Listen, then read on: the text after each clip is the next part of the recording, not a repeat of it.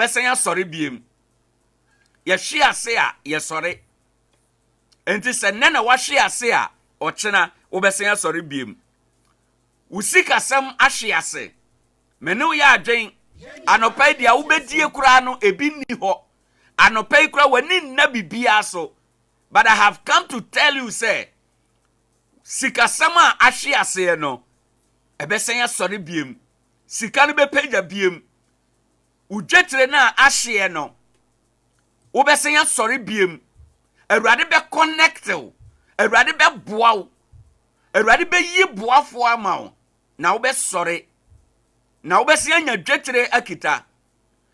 ahokyere nti bisi a wabɔ wɔ nkrɔfo ho untumi uhu nipa kora na usiesie uhu nipa kora na udwane I have come to tell you say wo besan ya sori biem enti anano na odifo Mika eka wo se ya hwease na wahwe na so hwease a nani da so nyina e wo Kristo a okum no no mu se obesan ya sori biem anopai emu ho abam ubetimi asan ya sori awade na jija awade na gu yes me no ya adwen nanso no obesan ya sori biem it doesn't mean say wuntimi nware biem it doesn't mean say ekwan no epono no mu ato wuntumi nware biem anopai awade na ahwe ase awade na aguo no yebetimi aye ho bibi wobetimi asan ya sori biem awade no betimi asan ya pagya biem enti anopai emu ho abam wahwe ase a wobesan ya sori adwuma na yayi wadi afiri mu yes me no ya adwen yayi wadi nipa fomani da so ni ho but it doesn't matter say yayi wadi afiri o first employment mu the second employment is awaiting you anopai wobetimi asan ya sori biem but the can say obekentene wo ho obeye ehho adwuma and you get to your destination anopai bia na wo yare make say wugye wo ho ba bia enye wakura wabamabu wasem a wo ka kire wo ho ne say yade ampai a wafore eno na de obekọ wuo anopai I have come to tell you say unwuda obesen asori biem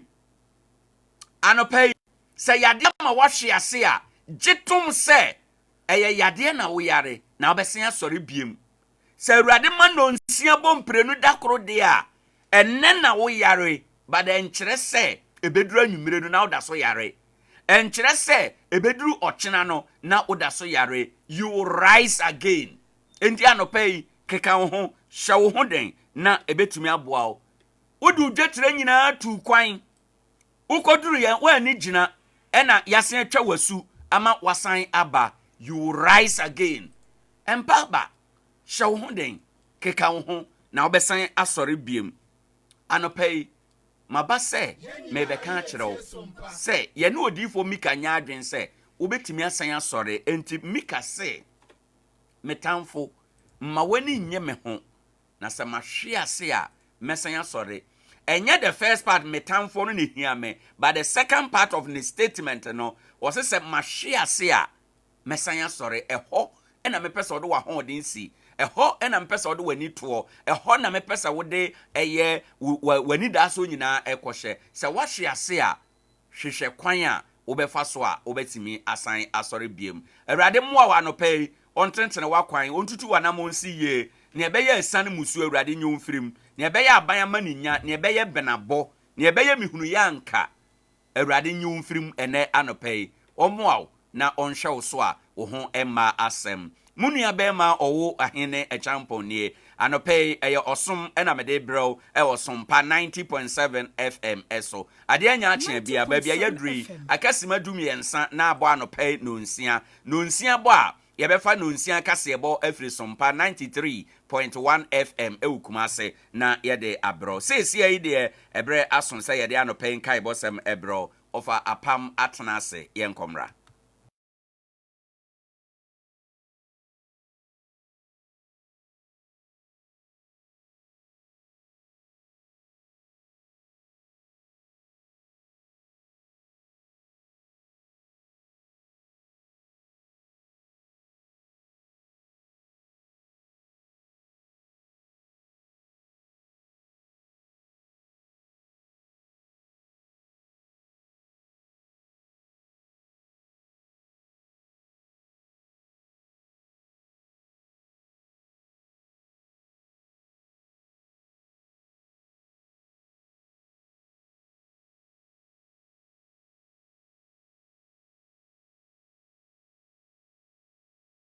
every bi aso se de egu apono so se nkaibo no medane ma wo amfa ho a efa de hye bi ho ayesem frama anopei me ka kire se mo aseda enye dodo chen wadesere na waseda ye dodo dia ene amede wo gina Nkoranza traffic ho akasa jan de no ye ne Victory Bank ne de nimhwe eho ya Aseda Plaza wo mu ne yeni won se American goods ena na wo no moton no ene Europe de nyina aka ho Japan ene China de nyina eka ho se ye wo mo ensu ana se eye o manom ne ahodo ya efine keka bia nka no okwa Aseda Plaza oba perika wo ho wo doma ma bi ensu no se ye sahye mu de ana de wontom wo ma bi aton anya wo mfaso enti ya na wakọ ne nchen 055 228 9822 na homa no wono ma nso na wokwahye man traffic ho no na afi kaso anso onsabe ka won enti ana wahye ne nso anopai Dwomo Heba Center wo mu di nupa akese mienu abadwa so a wonua esese wonum bi na adoma bo amanyare wo ehyehye ho a wo fere wontumi mo ho amane no ase atu amawo entesa edede saa na ye secret na ehyehye ho a na fe aka wato ho edo akonse edo abra na nka abre nson ye ebasa nyambe busawo se wante Dwomo Heba Mr. bra na apamoka ewo Sompa Adea Akye Abia so ana ene na de enti na wotena se a ema typhoid kun wo abra etumitu ase malaria de esuru no kokoko sisi ya de aduro pa no afiti kromu hawo no de ebeje Dwomo Heba Mr. ode ne capsules no ka ho de tese de wakuma wo no watwa ne ti no de aka homa ohonso ofoma na waye mre koko ase betu enti uraba bia obeti nka se Dwomo Heba Mr. enne capsules wo na tutobi baby te se edo aje ho Nkoranza afi asomafo wono Sompa 90.7 ene di nhwe ne mu Nkoranza adwura kwan so nye honko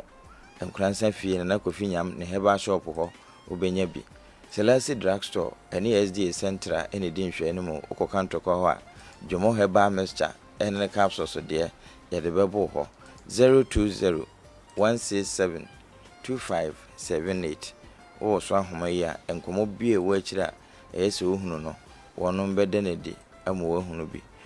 wo mo ye akuafo na eduse waye brebre no waye mo mfudi aba wie se be na ebeduru dwa so no eno nso kura ye bo achi bidin ene utira ye nyame aye obisade ama wo entina Nkoranza nyambe ye Motoken Enterprise aba no ode Motoken apapa ne ho eden ne ye wo back tie double mienu etimi fa bibia bi wonum di nyina bi aba ebo na efo afi wo mo nso edika tototo bi na esi waduro so engine no ebi wo ho spare parts ahodo bia Nkoranza nyambe ye Motoken Enterprise edi bi aba eno ani so do ani kire Nkoranza magazine Zion fie ho na sana bro sanum won say ka wonom 0546 405 466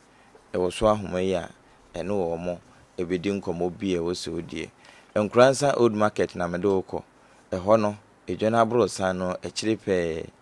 dentia na ewo ho no bie wuwura mu a ya na wabusa se opata maame enterprise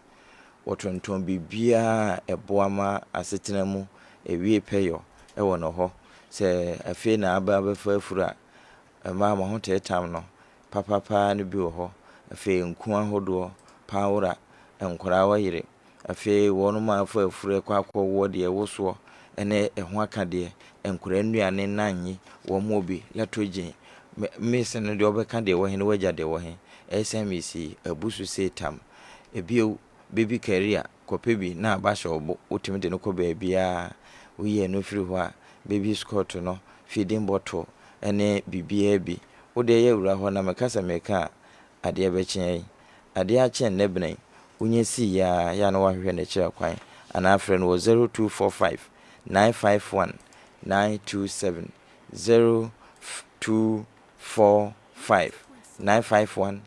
927 atama ame number no ene nkasa na wonkyerɛkyerɛ de ekoso ewo asetena mu kura ne baabi a ne boɔ no ɛdeda ɛfo nso nti ɛne no ɛmmɔ. Wonim sɛ nnuro no ebi wɔ hɔ a wonom ɛsa ɔyadeɛ, ebi nso wonom ɛsa ma ɛma wo nkwa ka ho. Ebi ne life pea mixture ɛne ne capsules ɛyɛ immune booster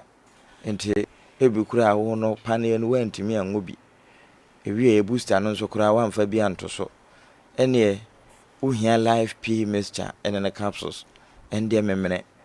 yɛ na de nsuo no amene to payɛ no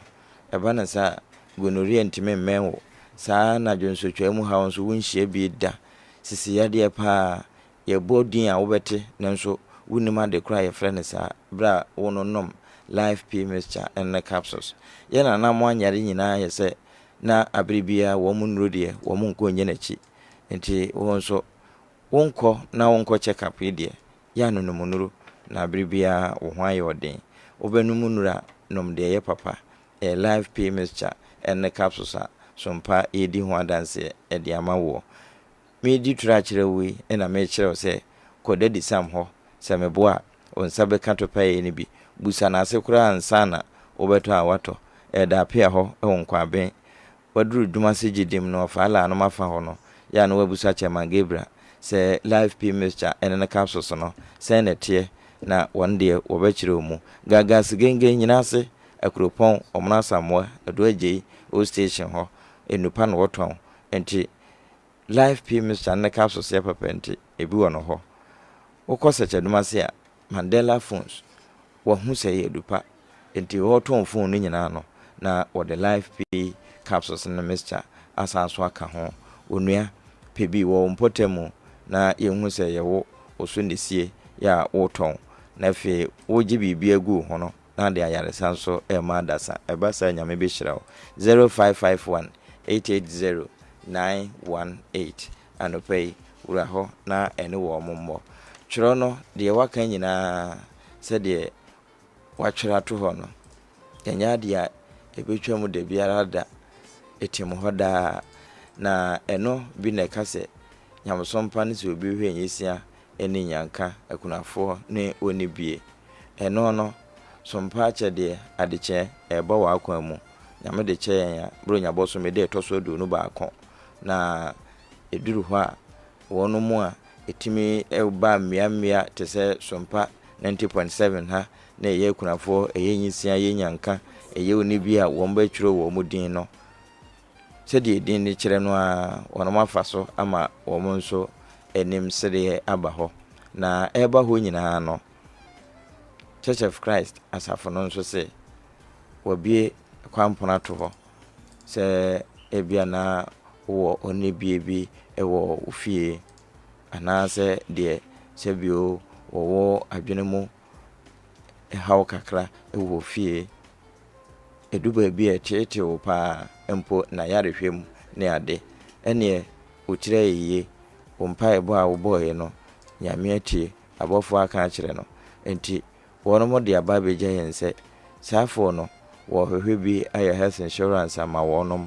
afei wɔnom nso ɛyɛ nkoda afei na yawo wɔn kosi mfinhyia du nso wɔn nyɛ bi da ana wayɛ bi na ewu na ntumi nsan nyɔyɛ ka ho bɛtwerɛ odin ɛwɔ Sompa aboboa no ha ya na afei otire nyiyi ne yɛmfa wɔn ka ho frɛ 0249 831 319 na busa sɛ wote sɛ na apam ka asɛm bisa nɔkorɛ bɛn na ɛwɔ mu wɔn nkyerɛ mu yɛkyerɛ mu no na yɛsan so aka ɛde akyerɛ wo sɛ wo last chance a ne sɛ wo ne last chance travel and tour ɛbɛnante ɛwɔ akwantusɛm mu sɛ wopɛ sɛ ofiri man yi a yɛwɔ mu yi na wokɔ man foforɔ so na wokɔpɛ ahabambedeɛ de ba fie ɛma abusua no nyinaa nso ɛhunu mfasoɔ ne ade pa ɛwɔ mu ɛne ɛne last chance travel and tour for nante wɔn mo deɛ wɔka sɛ yiw a ɛyɛ yiw wɔka sɛ no a na kyerɛ sɛ no ampa enti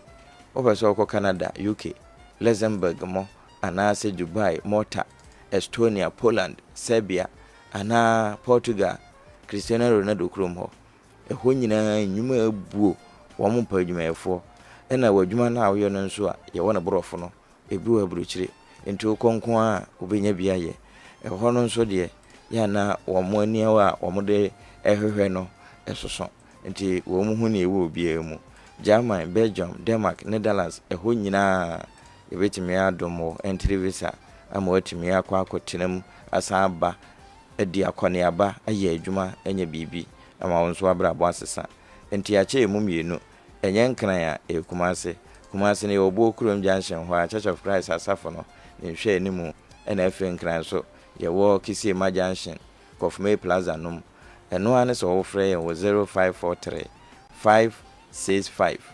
968 anaasɛ 0553 985 231 yɛn so yɛno akasa anopa yi sɛ woba Nkoranza dwa na yɛ brada na sɛ wobɛbɔ bena na yɛ nneɛma bi a yɛde atwa wo sɔsɔɔ paa na afei na waba bɛhunu sɛdeɛ ne boɔteɛ ɛwɔ Kwadwo One Shopping Mall hɔ ne wholesale anaasɛ retail hɔ ebia na yɛ nsuo ɛwɔ ntoam anaa American ne donom next product bi ɛyɛ powder a yɛde si nɔma omonom ɛna waba bɛhu sɛdeɛ ɛteɛ anaa saa pɔɔsen ɛne nku ɛne na Kwadwo One hɔ a wɔtɔn kosua nyinaa ɛwɔ no hɔ wopɛ ne dodoom anaasɛ baako akɔyɛ wɔ adeɛ no 0558 017 54 ɛno no nkasa na ɛnepa ɛwɔ ne hɔ ɛne yɛ benada wo badwa ɛne wayɛ brɛbrɛ bɛdu dwa awie no busa sɛ nipadua na ɛyɛ adwuma ɛma a wɔba bɛgye deɛ wagye ɛde agu butom no ne hwehwɛ mu wadi akyire ana fa 21st clinic na kɔhwehwɛ sɛdeɛ nipadua no muteɛ hono yade a kotokoto opuno akyi a wɔn mopɛ kwan awuram na entem yɛmfa ennupa free 21st hɔ na ɛyɛ bibiduro kan a efi bia nka no wɔn mfa ka saa ya de korɔ ɛhomwa wana wɔn mu mfiri system num kra na wonya wahoɔden Dr. Amos watena se anopai wɔne na nursefoɔ wɔn mo bɛhwɛ na wahwɛ yie na edi massaging wɔn ma massage kama ama wuntina abobɔ apo nyinaa sane mogye di mu firi sane kama enti anopai victory bank ne hwɛ ni mu wɔ Nkoranza ɛna GN bank dandadanom yɛnkɔ DC house Kumase na fe yɛnkɔfa anopai kase bono emre ewia Adea Akye nanom ya mache de Adea Akye ensema ya boa no wo mai mu nia agentre ha ene de be som se sompa anopa no siabre mu kase bo na kase boy nia wo bete de wo wura ala Kwadwo Kyerematen wo so ne MPP photo kwanta japai wakasa ade afa party ne mpanifo gina sie bia wasio sada na sem kroye mu political science lecturer bi wa kyerɛ dwen ɛwɔ ho Bank of Ghana anopa omne central for din komobi Dr. Joseph Obin say nya no kore say nyumania say de Ghana mabunu epeso o kyerɛ no ade say ye tete tema is ene central for so e kasa no pay sada na ye be kosunwan adrafo so kasa say kwan a nipa bi park basa no nya de eboa wonu dwumadie bia anopa 21st clinic and afeso so no mizo ene 5G na da romania ya transe a ye de kase no bre na kwabra kese na afi Owoahene ni ama krancha da zo asof mami premier ni asante mai ajimi atumu ama mi di foforo wo bapa isa kasie ne ncheche mu ankasa enie woni mo nyamfo like Kwadwo Kyerematen what you want to mini any PP4 and to kase biem insan say wo renkodi a wakon de aboa amanyoko no free tetentre de no a niema nyina di adanse said wo yema amanyoko bia ne ni anso na no aba ekoto ye papa said ye na ko wese nko be kwani mu no ankosa ma enu nti wa friends ntwefo nhia mu setin tontan want to mini amanyoko ni nko biem obekosa kontonkro 2024 ame yakwa akoto ne so aba na wakasa en wo cheche mu se enyuma ni wo baba enyuma so aba magana mabunu enye bia ye na afedie watumi so aboa mesika sema ayenwensen no etimi aye ne ngede di kan nie 207 say ya ena papai etworo krata tenten so afra manyoko nim obi ahu de kan no no saba ye mada wuro chanum nyina tworo krata sala Kwadwo Kyerematen MPP4 mo sa kwagye no yi ebe political dinosaur na so wo mantie esaje no enne wasa ba be yi wo no mase atwede no na bra o kasa ye no yentie bi countrymen and women under the circumstances and given the context provided, I wish to use this platform to announce that I'm honorably resigning with immediate effect. And I repeat, under the circumstances and given the context provided, I wish to use this platform to announce that I'm honorably resigning with immediate effect from the New Patriotic Party. to contest for the high office of the president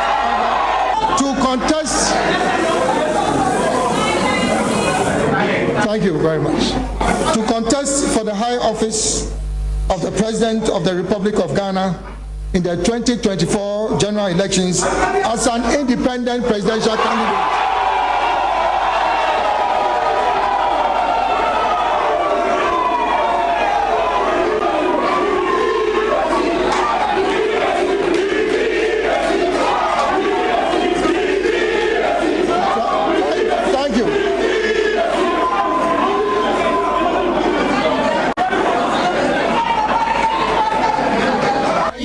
Sompa na chere papa yi enra na nya se mbofra kora wo wie ya na yire mama Patricia Christabe chere maten wonu so bebo kuna baso eni akukudura usused ni kunwa eni obedi president amna be first lady wo mayi mu. That now the signal is clear and it is more than possible that this will happen. Alan Chematin is the good man, he's the honest man, he's the man with vision, he's what Ghana needs at this time in our there is nothing impossible if God permits it. Amen. First lady na first lady we ya pe ni atisi muswame ni ebusa nkrofo so se papa nkrata tenten a watwire ya wo si wafram pipi mu no modwen ho sei oh se baba to na me die me kin na my magisa metroma no Kennedy die obi a metroma go so no ageba po li tiri mu ne kasa ni de wo si tie wo dwunu nipa ho ne ade bo maka ne die ala kra no mi hu se before ya de kra na mi hu no unzo kasa unzo ya hwe no me na mo ye beto aba no mani abreden ana monto maye na sese nyato mu wie no ano dine politicians ne de madam me de omo nya me pa me bo se be ma dwuma na nyambe ma dum na me nya kakra ko hwe me ma no ma se me de ba me ba se me to ba pa do ba nya ka me to ba bi mu me ba se me to pa de a me to ma ka ni anti de wa independent candidate ye te to ba sa anti ya oh MPP ya party to omo di ya to ba na woni mi de to ma anti omo ma da bi ga de sakala basamba I made my mind say me to about go yeah no to all me who Ala Chematin independent and an party Martino M1 nya de babo no ama obaye president esan se wodu duo mukura no wo se enye na wo te ho abaye ankorankore ndina mpene ho se yedwane a na yedwane akododuo na ohwe Ala Chematin ekwan wa fa so 2007 na woni mampani akufado pre no satam no na obie ni se mampani akufado efi ho no mu a ono ene nkoba nanso ewiase ade achi ade ese ni na no ma esesa na no ma foforo eba enti ohwe Ala Chematin a efi 2007 eba ni nyina no ohwe abato bia presidential ayibe wasani bia no a niveau skofu Piao papa ni we political analysis papa no ye edema Sompa wa kire mu se aba no de obekọ independent you na so obedi president no efiri akwem na panduri na ne fa ba be so okasa kakra de fa national council no ho sei no so ode so I issued a press statement on the 6th of September this year declaring my intention to exit the process leading to the presidential primaries. In the run-up to the Superdelegates Conference, the National Council of the party made some of the most controversial and contentious decisions in the history of our party. They rejected a petition signed by 9 out of the 10 aspirants requesting for the Superdelegates Conference to be held in one location, as well as to allow each delegate at the conference to nominate 5 persons instead of 1, in line with the provisions of our party's constitution. In my humble and considered opinion, the decisions of the National Council were both unmeritorious and unconstitutional. To make matters worse, it was absolutely clear, as I indicated in my press statement, of the 6th of September this year that the Superdelegates Conference was strategically and tactically skewed and maneuvered in favor of one particular aspect. The level of intimidation and monetization that characterized the conference is unprecedented in the history of internal elections of our party. The subsequent decisions made by the National Council to vary the rules of procedure for the runoff arising from the Superdelegates Conference, in direct contravention of both the Constitution of the party and the guidelines which had been issued by the Presidential Primary Selections Committee. Political science lecturer Ma Central University Dr. Benjamin Nkoranza na Nwatumbia wo chire mi se papa Alan Kwadwo chire maten resign ya wa resign obetu akofo how enso ede aba wo se papa yi ya resign de oba resign pa se wono ankasa ebetumi akotena manyuko na enso se 2024 aba si ebebu bebe wie ni ebeka se umeji mpompo nsuo nsai se Ghana mampen ne be free ate se de wonante every enkran akoko sovu emube ya de ama no papa na wo se no wo se de oman no ene ya manyusam no aye de a bia na sentimentem ene ni padodo e wa no wo mugina mu de ma MPP no bia wo betwa mu mienu no no wagibie nanso se Ghana hapa ya beto aba na ebe wie ni eba be kase ebia independent candidate na fabre de wa ba be ya mampanyini no den wo se abakwasem e wo ho ebi no matumi atete ye ho sa pen nanso se pa de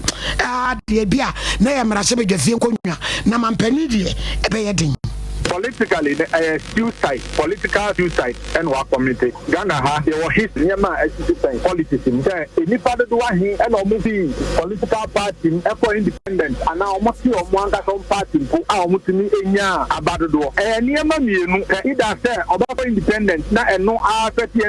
entity into me win national election no it say obi atumi win election for Ghana ha 250,000 now like him or hate him Alan Chamate is able to galvanize at least 500,000 about the TFP. The television will be the case. Say, ebe Congo the Nkokona. Or no senior president that could be the one to make you know. Say, I will kind the statement now. Can say, you're thinking inside the Kwako move. No, free say. Uncle Lunya, Uncle Bettina, yeah. Now, when you went, you're thinking inside no, and yet, or no, so that's no. Ai na cheze nyina ebe kwa kuma de dwa beto obi ade aye nto obi de ensuo to nensai na yanko Bank of Ghana omne nsantwofo edi enkomo yewo ekuo bi wo Bank of Ghana wo mo na hwese sikasam omodo mani edi achi na afenso niema akoyie se de Ghana fo nyina ho betimi ahenha wo mo na omode nsama to dwabre omne nsantwofo edi enkomo ena omche se ampa wo hwe niema etimi kire se wo mani sikasam ekoyie ni ade na wo hwe bere bi etwam bosome kakra etwam ni ade a ampa niema esisi so sade wosi ehwehwe no na no adan nsantwofo nhyemude na se no Dr. Ernest Addison ya wo ye pani Parliament Bank of Ghana Food inflation has also declined sharply by close to 20%, broadly reflecting the effectiveness of monetary policy. All core inflation measures monitored by the central bank are trending downwards,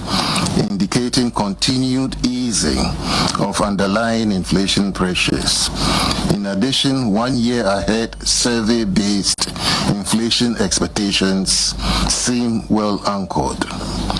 While the disinflation process has resumed, which result in a gradual return towards the target band over the medium term, bearing unanticipated shocks, rising international crude oil prices, and adjustments to utility tariffs remain a risk to the outlook, which would have to be managed through monetary policy vigilance. Given these considerations, the committee decided to maintain the policy rate at 30%. The committee further indicated that while the expectation is for continued disinflation, it stands ready to respond appropriately. Panimpa Edema Bank of Ghana Yura and Sadison. President Edema Ghana Union of Traders Association Guta Dr. Joseph Obeng or the Atuja which him says the Ghana Mebunya Jumanya and Mintia Ken wa ye nkuro so ndo hunu sa nemo akadeɛ ɛne suahunu atɔre bi mɛbunu de bɛyɛ adwuma no ɛno na ne ya na akɔyɛ boakye bidin wɔse yɛfa nipa bebree ɛwɔ nnwuma mu nanso kɔwiase a sɛ putae no ankasa anaasɛ ne yɛnti a yɛfa a wɔm no ne suahu a wɔde bɛyɛ adwuma no ebi nhyɛ da ni wɔ enti yɛnsa kyerɛ yɛ ho yɛkɔ yɛ nim ho no yɛtumi yɛ ne sansakra bɛba korɔ no ankasa nso ka ho. Employment, I know they hear me. Say we don't add up to our skills. Yeah, innovative. I don't know. Also, we should say when you want to go for the Tony Mana, South Phone is on send this can ye day. Ebegu, one was send the Biamana Kola on your 2 years old, was his 2 apartments. To Motone Niema, ye be a Juma Manu, so Tinem, near Chiao Cano, 2 billion, merchant and Quesica with Yamano. A 2 could be a Juma Gofawi, and Nabetrao. One about 2 hours pen, manager Francis Mensa and a assembly member demand this year a war. Oninkum electoral area no ewo Tema East na orden samuton samtro for no chese sensuo to a na akoye dadwene no hawo ne amane de ama o mopa se gates ahodo anka wo se boama nsuo no to atimi famu no nsuo no to a na yira for maja pade nyina ontimi na wo na wasonda yempo ana se ye gates a ye wo no esusa ena etoda bola ye ball baby aye 2 ball and I say dump your refuge egu no ewo mahiam last stop ho no ball no ye masa ata eche ansa omo befa na eba ne saa e ha adwen because school kwala ewo ho na ho no nso omo tonton nduane ene nyoma wo ho nti eba ne saa e ha adwen pa nti yesre aban na se ombo mode na onda ne neni embehwe na yaye mobo ayaye ne se bi ye ka ho bi na aban eye aban nti ye bepa aban no cho yenim ne obetumi aye yenim se aban no betumi aye bibi nti yesre no se ombo mode na onda ne neni embehwe because timemfo ana se omanfo no ensu because se nsuo to sa na ball ana ewo ho no ne nyina nsuo no fa ne nyina ekogu gata no mu nti eba ne sa na ewura gata no nso ana se because of gata no sa no eya nsuo no ewura amanfo edemu na enu achi na de hye bi nso ekasai your problem kese wo area mo in so toughy top hono mo nya be good and more time so that's means next year no that means the whole new time make I say the whole top on na be the that's mean amo trash ni aba ha nti eye masa na family nya akare nya kogu gata no mo so assembly no they are not doing it about it they can say so that's our problem especially gata no tema e bani sana ama ntuntuma ba area no mo how you check enye na asem me betna almost 1998 koso enye ne there's nothing going on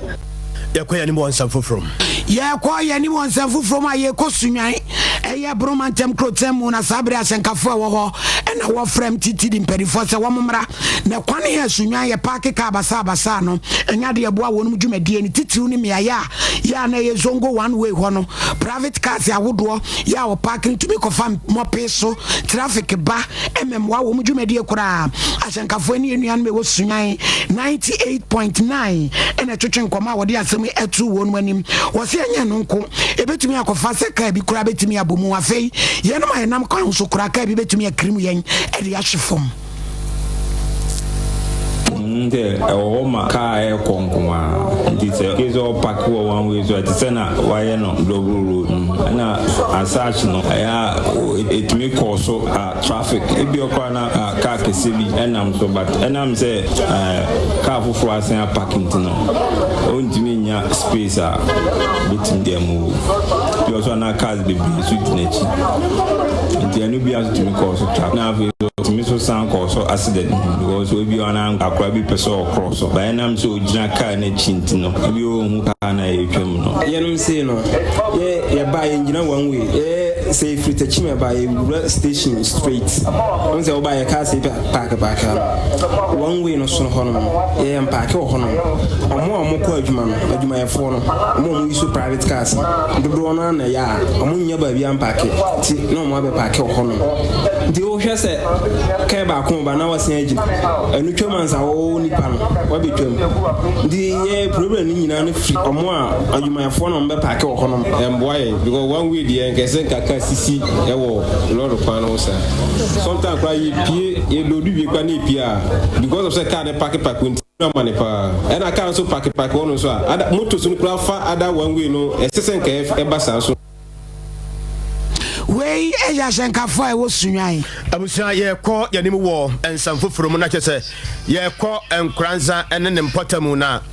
die free ho ba ene sɛ yenuanom Sompa 90.7 na ato yɛn kra sɛ Joachim Company Limited na afɛ so living vessel outreach na aka bomu a kyɛ sɛ schools ahodoɔ bi a ɔmo hia mmoa ɛwɔ school hɔ school bi wɔ mpɔtam hɔ no ma bi wɔ hɔ no mu na nkɔda na ba school no ɔmo wɔ hawo ne amane bi wɔ nipadua no ho na hu akɔhia sɛ wɔsɔ hwɛ na wɔkɔ mmoa na kasamafo de ma adwumakoi na sɛ wɔde ma nsɛntwerɛfo ni Mbusa ya yede etu saa na moye ne sɛ Joachim Company Limited ɛyɛ company na yɛ chancy at the border yɛwɔ IBC, SL,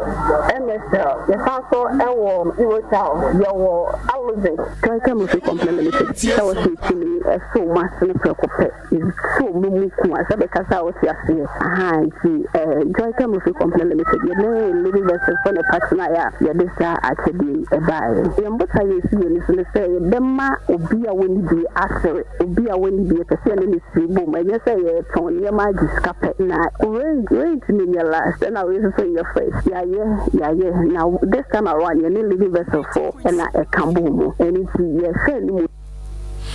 na abrafi ewie ye no na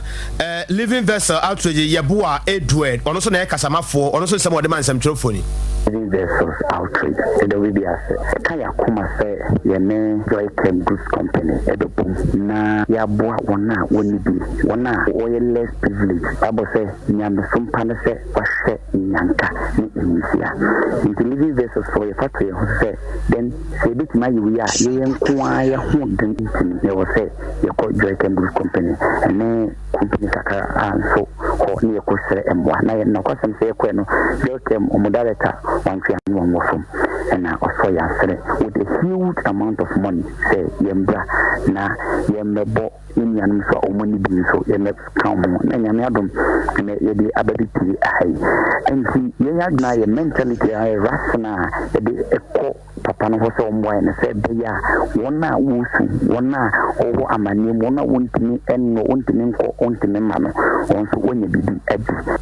Pay me can for the amount say yare bi ejeje wa bon modern say wodu ani be kirem e 21st clinic the entia wo say wodu ani kirem e 21st clinic and say ye ba ye adwuma ye no obi adi ho adanse say efin ene dam bia eni akire ena yare no so no say yentimi nsa ye nka nkire yetimi say yare no eno nti na ye to nsa e de afre wo ni kasem na hintasem wo mu ne say ye nkwa bata ne ato apeti ba bia be se dungotwe e de akire na wo ga na hasei nti say nyame ye wadom na wo fa number na egu ase no a wo frɛ a ba bia be wono ne yakyerɛw na waba honum ne bom yare a yedi mu akotre yie pa yesapa no ɛyɛ siatika yare no wo mu sɛ yare nkaye sɛ wahara wa wo brɛboɔ ɛne wo nipadua nanim nipadua no mu ɛne ade nyina no so no yebetwa ma scan papa bi na afɛ so massage papa bi ani yebetwa bɛsa ma herbal treatment papa bi ne sa yɛ nti frɛ number ne sesia na yɛni nkɔmɔ ba bi ɛbɛ wo no yɛnkyerɛw ne bra siatika ne betu ase de ma why 0540 311 0540 311 311 no pay ya mizo ne 5G ni bi na eya no ne a eja wo mpa nyame ye wadom na unya mizo ene 5G ni bia ade bia ya wo de koye no ebekɔyie etiema ano pay se wo kodwom wo ye tretreni wo ye sojani wo ye police ni driver na wo kɔ adwuma nko ade a mizo ne 5G ni bi seka ne ncha wo kɔ na wo nom no kakra kwa atenti betima gyina wo ho kɔpem sa de bɛsa ba bia wo bia no frɛ number is here Dr. Salas mo bɛgye so I was 0246 270 0246 270 nana kwa bana kese na fe kwa santi ebo Benedict esemu for penny kuku Veronica de Evergreen Jando ko se so Elizabeth be ene MCR adwuma ifo nyina no pay wo boa yem ye de kasea emu da ho sei ebrem wo hini ni amakwancha da zo ni ye sorry de yewura o man ya wadubo achi wo de ade achi bia eto aso Sompanie enyumunie, sompanie kasie bonie, sompanie osompapanie, sompanie radio nie. Yabo yaba, sompa. Yabo yaba. Sompa FM 2023 Bible say nyame sompa pa ne say obi ko wunyanka ene ewisia mobo enu ti na sompa 93.1 Kumase, Sompa 90.7 Nkoranza, Sompa 98.9 Sunyane yaka bomu se bronyen ye bema enisia ene ye kranfo edidi na yenko ayetimi age se wo beboa yen enti se yesika fatu ahomatrofo iso 0598559802 meeting mu biem 0598559802 edin waso yetara 1 million na November bosome no ne de edikan na ye chro ekrafo ni din enti se wo Nkoranza na wo ye krania kotro wudin e wo Sompa Nkoranza GCB edan ni mu ho a wo sunyane so a kotro wudin e wo Sompa sunyane night market ho a na Kumase de ekrafo nyina ba be tro wo no din e wo Sompa ye ni Rome hotel Methodist dia no hye e ye busumi duba ko ni de edikan na dwumadie no ankasa de bronya busumi ne de to so aduonu ba ko ni bebogya trada na de mo de tom ye no ye de ama ekrafo yi na ye sika na ye ntoma so a wobetimi de aba mo a mo ye bi afie twa mu no emu adanse de mo a mo nim Sompa Akyede 2023 abusuafo yamfa ye ho hyem na propose prempa obu aduponko mu ye nyankopon obeyiye wiye Sompa Akyede 2023 ekunafo ene enyanka ne so wo mu bedidi ehwehwemu mapa abeda di se wuyi yade bi te se diabetes ene mojabroso efiri ho a saa yare ye didi so yi yare a Ghana fo adwen pa sisi yade ayemtim ena koko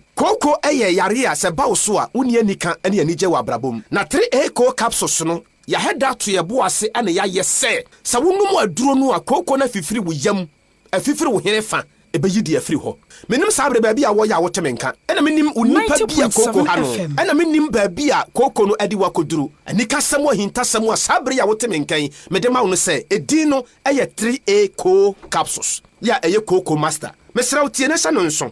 babia ya wo Ghana hase no gia number yi na frɛ yen 0546 107 107 0546 107 107 0546 107 107 3A co capsules adroyi ye koko master yi mo amu watachiman ene ne mpatamu mfuma ni nkyerɛ efa fodwo ena afen so Gordon amankwa ho ebiemu nso Nkoranza ene ne mpatamu Africa Herbal Evelyn Amekwa Pharmacy ya ene Black Man Washing Bay no edi nhwɛ ni mu ahofadie Herbal Emos Efa Chemical ena abibiduro depot Mikunu die ojiga jai Sompa FM nim crowd ekuya se woka se wukunu ejiga asere se nibufu a opata ne mpata wonti ase kire se onu memedro seko jiga herbal mixture onya hoden a be mahia se eye male vitality ayo mati ase kire se wukunu num seko jiga herbal mixture ahoɔdere ba ne mu no ade de beye sa pepepe Bemara gaza seko jiga herbal mixture no unia semenum a ahoɔden bi a menya no ɛho adanse na me wife die no semeni na tifi seko jiga herbal mixture mame bi nkɔ no na me so me nkɔ jiga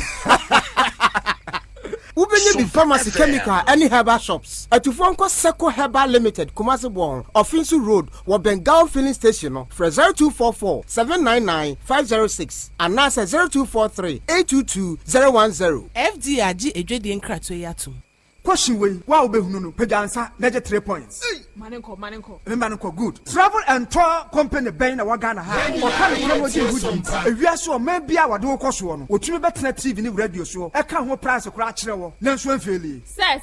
Hold on, I'm coming. Sa travel and tour company kro ya. Waka cho so apadwuma accommodation. Anya ho salary e wa brochira ma wo a. Obekọ sa pepepe. Say your school ana holiday na wo kro nso a. Ote ne te me patcho me hunu. Hold on. Odomanfo ko US, Canada, UK, France, Germany, Poland, Romania, Cyprus, Cuba, Malaysia, Indonesia, Australia, Dubai. Just say if you are saying never, on to me swa when you see car. And your last chance travel and tour.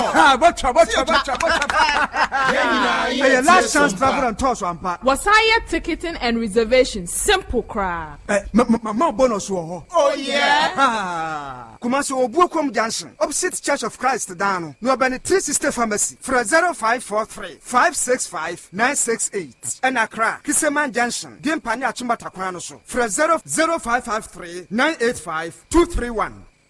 Mr. Pokuna Ubi, come about home. Assembly. Okay, last be malaria drona watch them no. Come here be pow. And so we do not free me team. Now we had the one. Mrs. Tabi Bajet, one so kotobi, so me friend Aminano. Then you do better. I have about Mr. Nippedi and the dick kind of be riff. I do more about Miss Anna. Aha, I drone ye. Buami. I know do more about Miss Obi a mamma no be a small cannon. Obi a bomber basso, as we know here. Do more about Miss Sa. Or you bring a big try. Sisi Adea Pa. Sabro and malaria ward. Also, I have been able to meet dear. I say we're children or bad Nefiti Crow NCC. It's a menstrual disorder. So this is Hano Palma. A debate to us here to me and Tia. One page more about Miss Tobacco. No one had it. Do more about Miss Sa. Who didn't want to say one for it. It's Ramon Moboma Basono. One for about 1 1 and Nadumo. Oh, no, I don't This another Dumo and now Dr. Dumo Chakwai. No money 0244 043 110. Hello, Kofi. Mabedon Kransa. Na maye wa kashe wa me hunyina sa. Onu ya mani abre. Miniska. Se me imagine senka bedru na nka ma Fidelity Bank. Na makoyi cash kakra to me ho. Na nka ma send this cash so kakra ma kosua. Enso me ba ye Fidelity Bank. Ebi ni ha. Mo mama ne so rubber bia ye se cash ni ho. Oh, se wo senka o frementem. Hwe, ma men show. Bisa se o pe Bojibo Ventures. Bojibo Ventures. E honko a. Ene ye yisika. Esan send sika dodo bia o pe.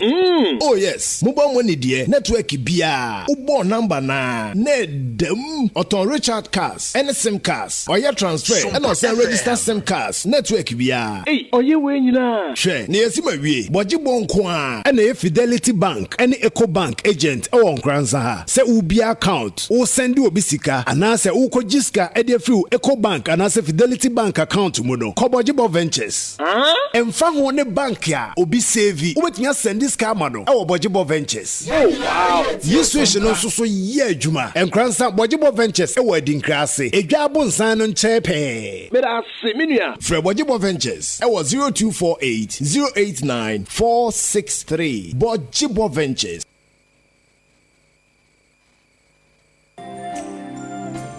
God of vengeance has won my battle for me. I'm a winner man. I'm a winner man. He has won my battle for me. I'm a winner man. Hey, into Kanisa Heba Mister. Na ye we wobuni tot damn. Kwaju, ayasa de ye, ayasa de ye pa. Be ma de, wo ho na wo ye osisi moduru. Nansan, sisi ya de therefore to see me name yire sui. Ayasa football. Opasman no mapasi ama no. Opasman no mapasi ama no. Nebasa. Kanisa Heba Mister. Ene ye di asisi moduru. Me numbi na me yire numbi. The medru is wakeka de oyendam papa. Kanisa no. Adro no de ye. Kanisa Heba Mister. Wo numbi a na bawura osisi no mu. Eyi sisi ya de nyina afiri ho. No na de me firi ha pe mokoto bi. Tu minika pa. Ma honya ha. Wo ye oba o, bema o, emfa osisi ni agro. Nom Kanisa Heba Mister. Kanisa nya na wo man mu heba. And pharmacy shops with name 0247 887 436 and 0202 990 943. Adre nya ma pemfo oba ma abofra no fo ene mofra ni murumfie dumien. FDA agi adwade nkato yi atum 90.7 FM. Sompanie enyumunie, sompanie kasie bonie, sompanie osompapanie, sompanie radio nie. Yabo yaba sompa sompa sompa.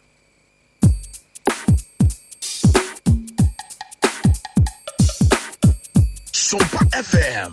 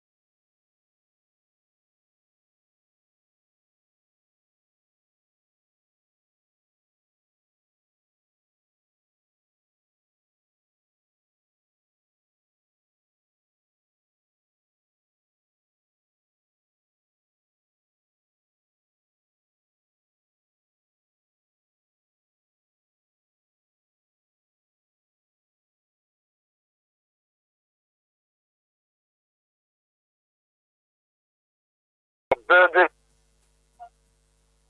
Ghana. And we are president in Kwana between the Ghana. When you Kwanya be brave, the more Kwanya be brave. Let me see what say. The impact or the impact society. The impact or the impact on one community. Every Ghana, any region, any reaction Ghana, any Kadeka Samana. And since you say, Akoba say, oh, the president, you know, yeah, Traba Mawa. What's over some? Yeah, I'll pay us some year, and you say, yeah, my own some year. What's the thing? I'm not someone. That's awesome. My friend, that's awesome. Oh, I know the material. 90.7. Over small mine. And then the pan out some year. The pan and the cotter by you. The pan is say, yeah, my own some year. There will be a bit of some year, saying,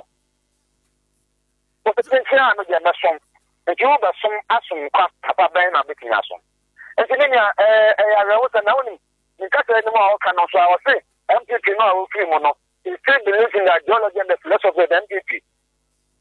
And you know now by philosophy then on the call or the call independent candidate, presidential candidate, independent. Vision down on vision in the philosophy. And then the ideology and again. And he said, why not Kwanya some of my account who will be brave? Approachmemo, bureaus, ministries, and departments, and whatever. I said, Ghana for you, say, who be home.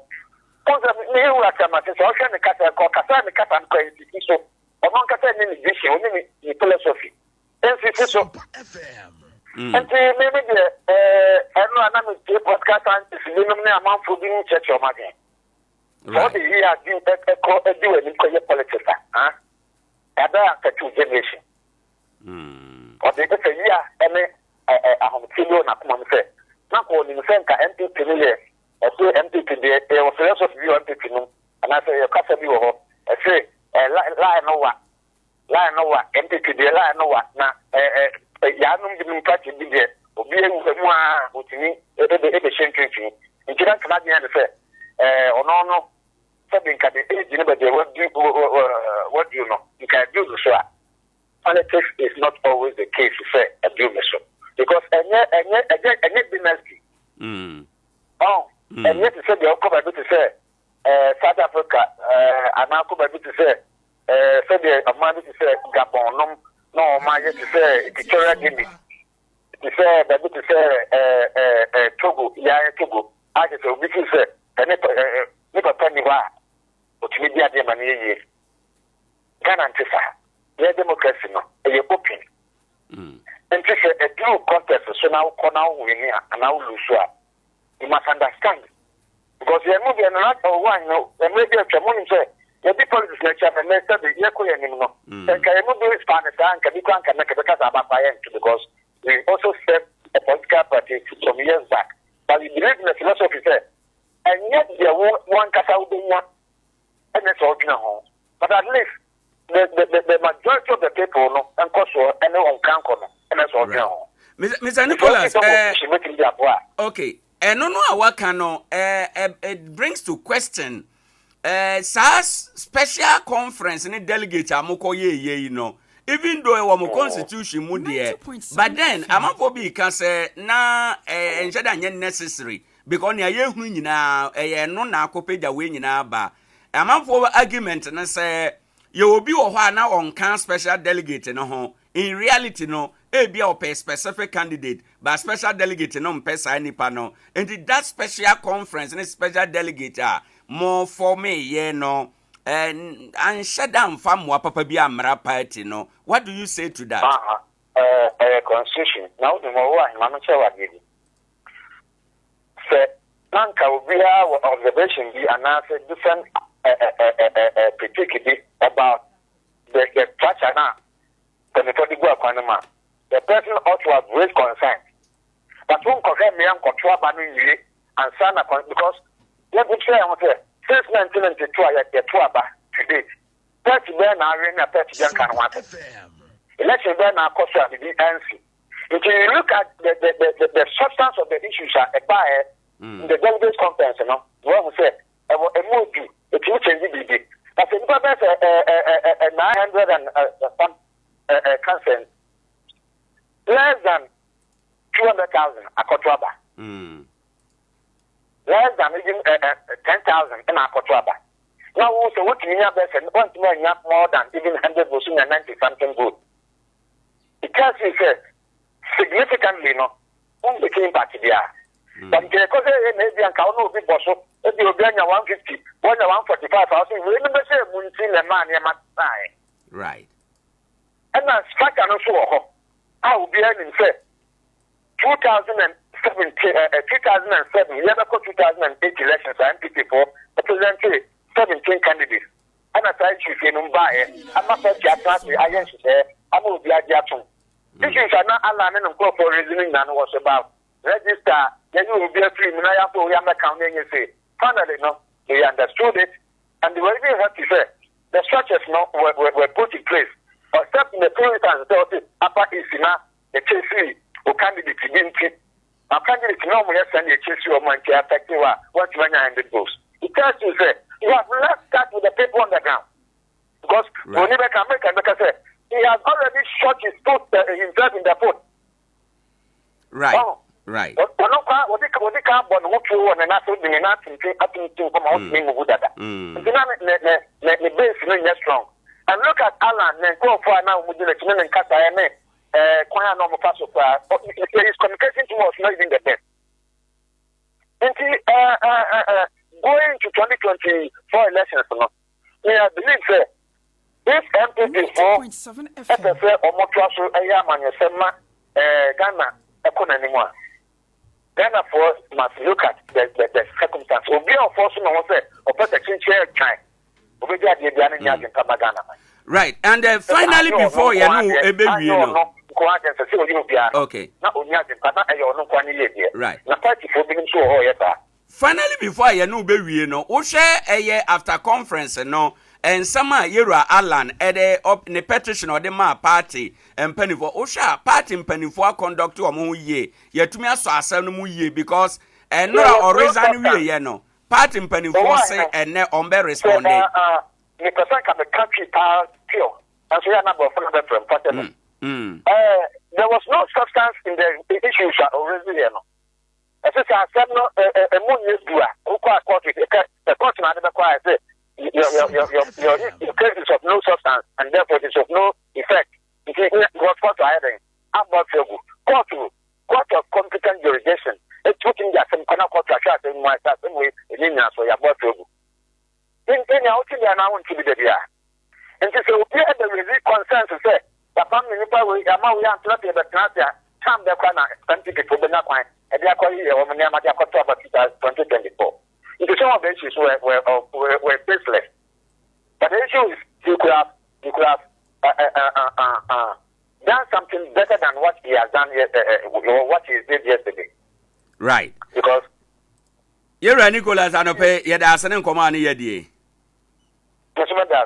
All right, Ebisa for Ura Nicholas or say Chum. Ena oten enkano yeda na sese ode na dwenkyere aba abeboa enkomoi political commentator ewo ha enom apamne eye akua wo ha ena afi apamfo no nyina wa ye monitor osimadunu me wo ye nimu no yente yadwen a ewo enkomoi ho emfiri ho enom akua ma chen apomu tesen so Owoahene me ho ye na won right adom ne ahwe ye nti yewra ala ansem de ashaki the foundation of Ghana's politics. Me can say because ama ubia kasa omaimu ne anopei and this for kasa ewo ho all political parties, political scientists ubia kasa ubia kania onim ubia kan say the anadwene ye no ewo ho mamintie won so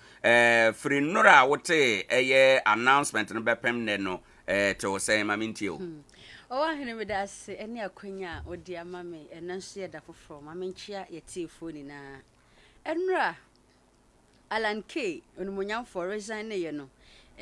anye me nwanwa because na ye expected ohwe issues are already ye na otimi ho se honomo ana odi kopem na de ha me ba kon say MPP amanyoko no sebi mekaze wasio montoma gofin wa bonten Wama obi ehu say NPP amanyoko no kra ensem wo ho president for the NPP but say ya we pia bonten no omo beto aso edi na chi ana say omo be yi omo nkofo bebre ka se osona wo afafanto ya se wo oso free afafa ofini osunu mu na sese wa be ya afafanto afini ye ni abre pa nanso so wanhwe ya yenim so free MPP mu na eba na bebre na eka se MPP amanyoko na nhyedan bo oman no enema bebre aya basa no wo pie na we pie from nhyedan make difference bia so bet new party so anti new party say ye movement say ye movement baby a wo free baninti because now wo MPP amanyoko num na policies bebre nhyedan di ambo a wo man ekosi sen wo your former trades and industry minister and you ma be importe na wo ya you betimi aka say ye hwe so e de ato abama obi te se enra na ye de ho nkom obi te se onumonyafo Kennedy Japan asensen tradition opie ba na aka so ko independent our fans our track record still na obetimi de aginidin but somebody like Alanke onumonyafo so piaba edeba de na ebetimi akasa ala na yese wa nti ebegina to ama no nti afafa ntone de eye efe power ni designer systematic de to so eye colorful and that was we will rise again movement for change me who afafa nto pa but Alanke ama who afafa nto Ghana has so yes so far so good the track record na me who dey say emunye do enough to pull the crowd with him. Into dodo na umudi na chi Alanke president they say no. Like you said dodo na be 6 million supporters of NDC. Okay. The 6 million supporters of MPP. No ntimi mo nwene political power. Omu hia the nkrofo na ejina mfinfin no kakra the middle class no. E de omo supporter ansa na omo awene na. Obi a woko independent e woganye alankwampo yenhwe obi a oibe image se woko independent no practically assignment bi a eda form Owoahene enya ade eda form nanso sagenda bi si wanu so a na opese wo accomplish obi mia wani ana waye yenhwe MPP number of votes simple nipa 10 ena beto ama MPP a with Alan still in the NPP say awapie no Nkofo ni bi a omo beto ama no no omo nso be pie every party nim and this dey so obi anka so ko independent what of say obi nso support Alan or support no because of so MPP ni to support no enye den a vote ni dey mu be che MPP vote mu be che coming 2024 because Alan nso on the family yafa ne say bi Ashanti regional omo mo pe Alan asam no mo doso o ko northern part no omo doso ai ba ne say na no ye told special delegate 19 centers also onya zero also attend one de ten say delegate na koto aba ne de enonko ba background sa inti me ka da bi na wo advocate senke be ya enka yema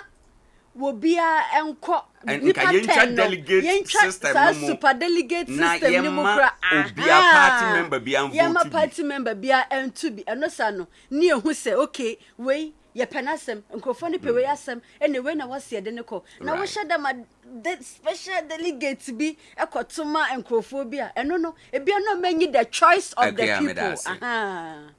over ma mentie won so wadwen ewo ha enom ira Alan asem akua se na on dey expect judging from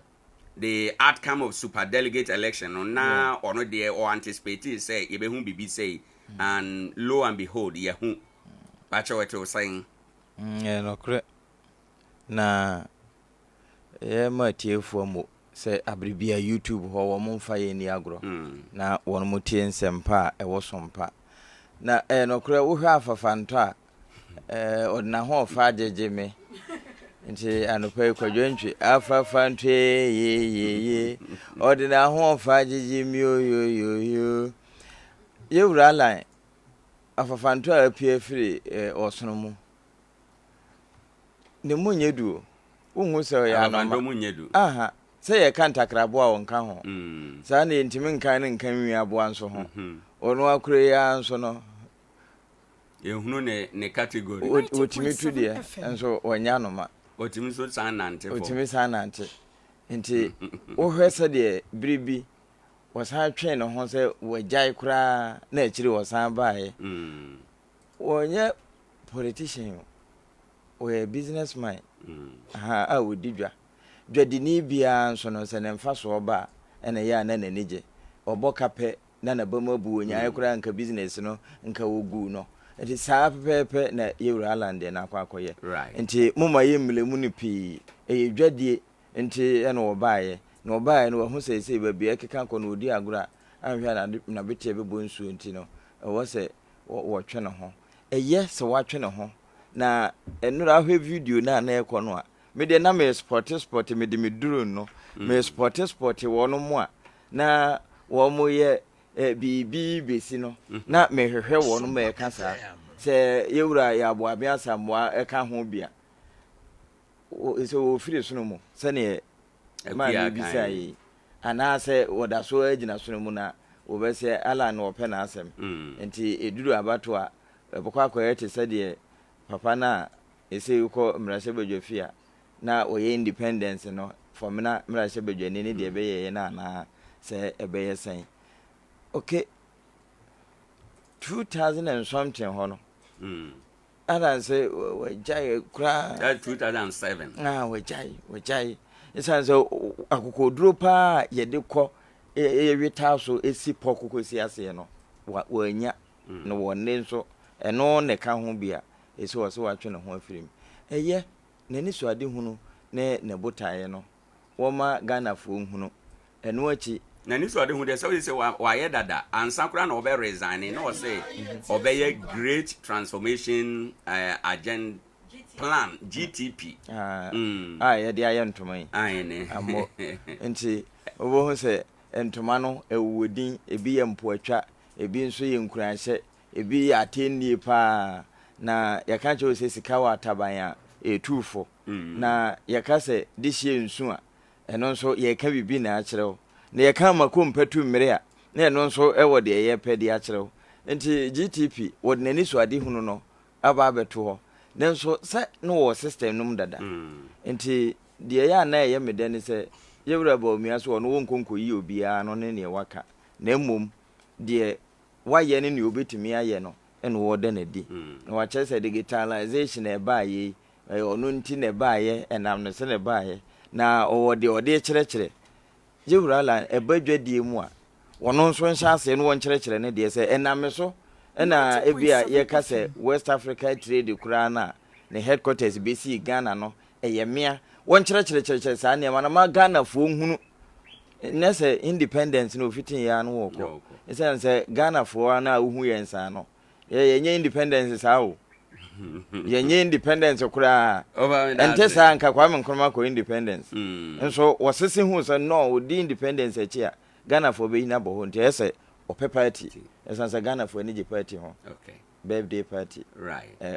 Christmas party Easter party over me da se bebre ne odi ade be bra Philip ma mintie won so na yenkofa sports Owoahene me da se pi ye che ye tiefo mpanimfo na nanom asofo ne obi bia o tie Sompa oba Facebook na ni YouTube na ye dem live to be hu de ekoso bia na afeso odwade hu nsensem nyina no ya afabra na ye mo hu da huruma na gya ne ya so na no oden na emfaso bebrebe free so aba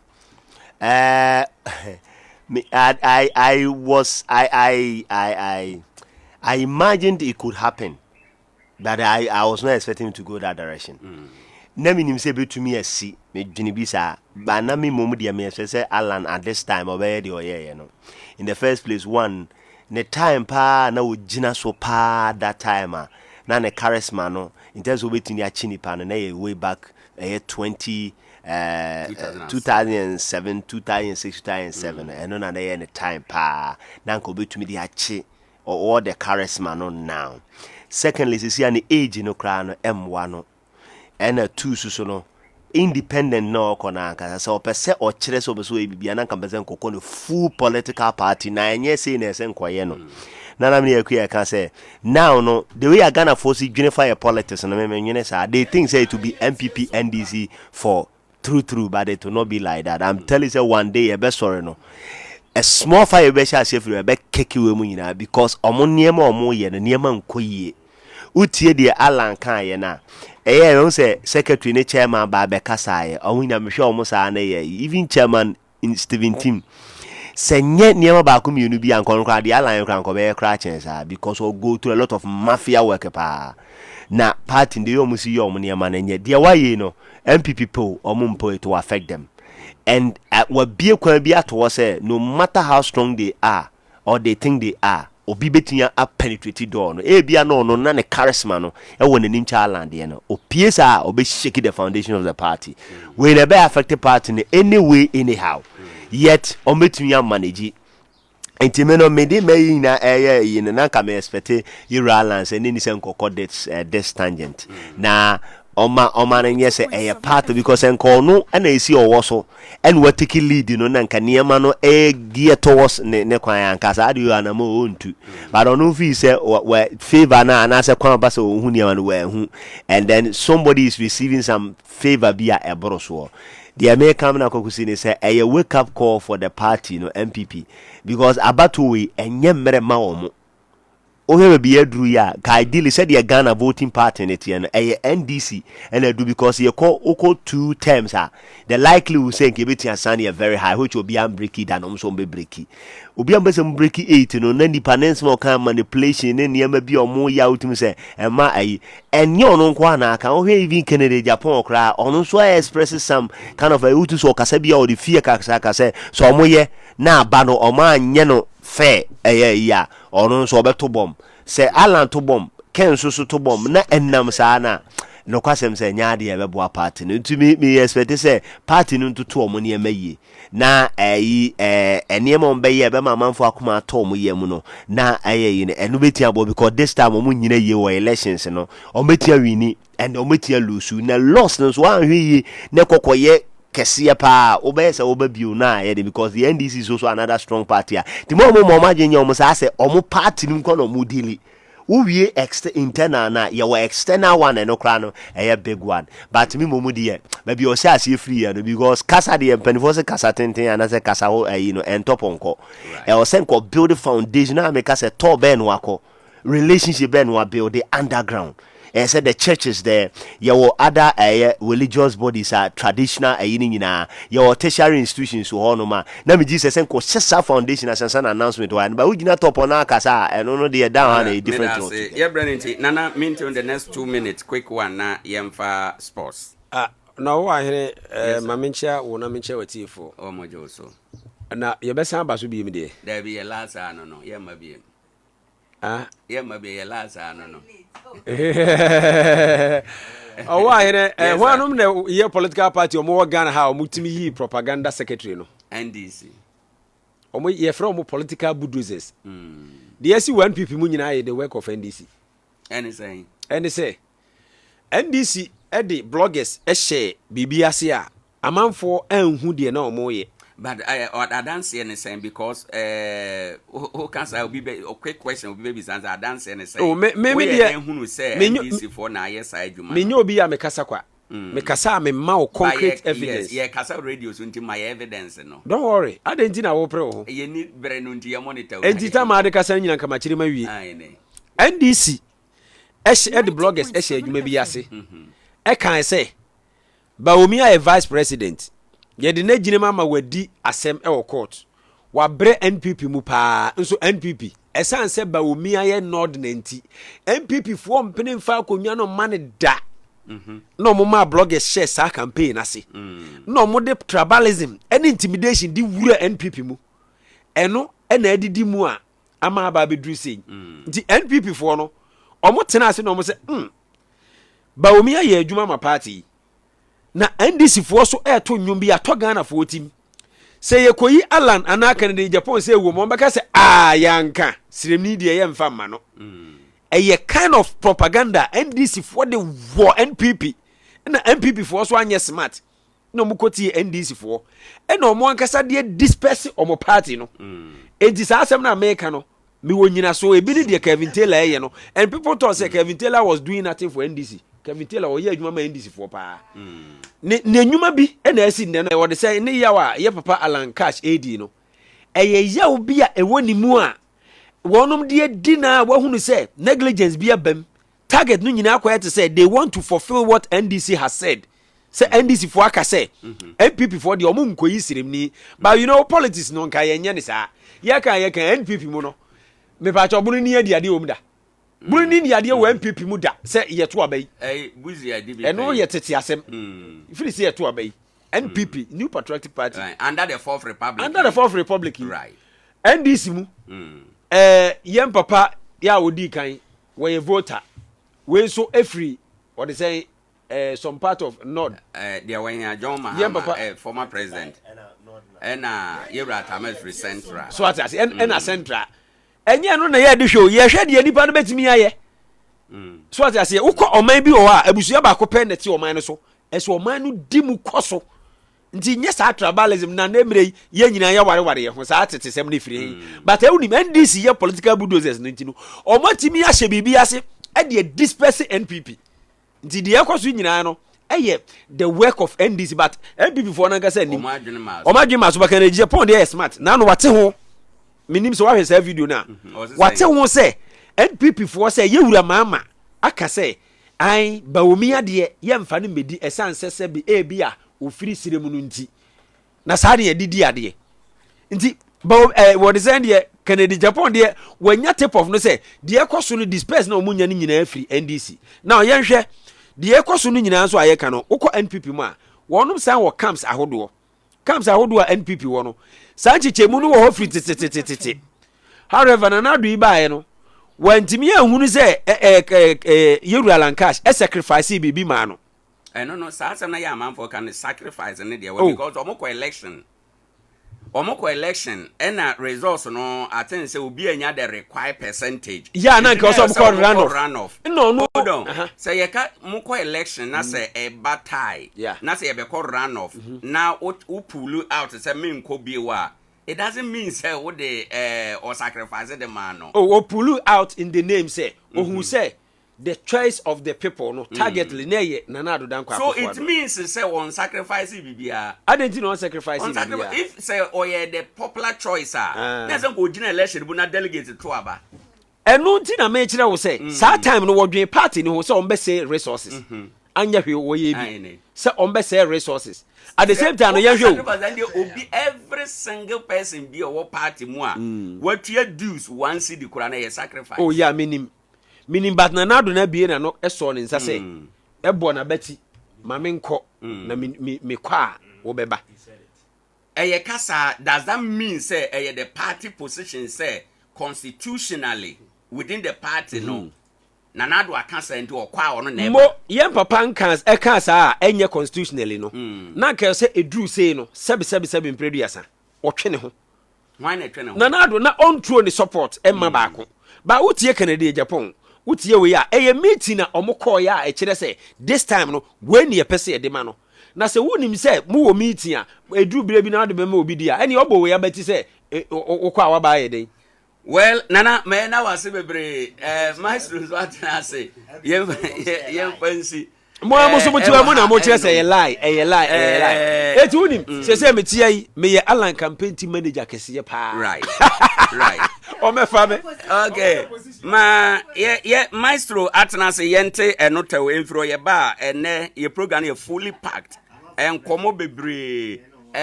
ewo ye program no so ya de of course ni na be kwa share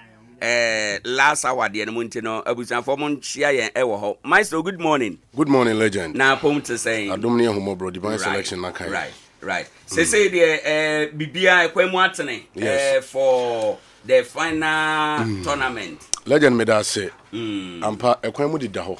edema omo konkodin a omatimi room Sompa Inter-Community Gala maiden edition 2023 obe pema Nkoranza Children's Park for the last make say 1 month in there na adaji eni poso na me no say the stage is set for the panache and the finish of the competition and nyame adom yenya breeding number 1 say all roam into the grand finale and at the same time adeshiman omo enso etimi roam nyame adom ampanyufo se amagani amagashia eni huna magaho nyame adom Sunday na ene wunam kroma and somehow yet no edin yes breeding number 1 for no the last edition tournament e ko hom na giye and into addition for no so we ata so pa se kwam bia so almost be sa nua e de agu omo karim. And then third and fourth place no Doko Nkwanta ene Koforidua ene di Eboani. And still you go so na nyame adman panifo so the arrangements management e de nyoma agu akwama ye be make sure say be mount stage kese pa na chese panifo animonyamfo bi a ya to nsa afro mo no ombeba na nyame aduma de be win tournament no matimi present trophies no e de mama bibia kama said ye share about 220,000 Ghana cedis no enya this disappointment bia e koso ye make sure say said ye panifo de nhihye gu akwama no and am say Sompa ye market to apparently omo ma be konkodin ni nyina so atimi aduru san pempenso na katua bi omo sefata no Sompa led by Dr. Foster Blessed Nada Roma ye be make sure so omo nsa be kon market to apa na bibia so atima ye kama na be adma coming Sunday Maestro ye da se bebre ye monitor e wo e dwa so enam ye na ye ho ye basesi a na ya to aso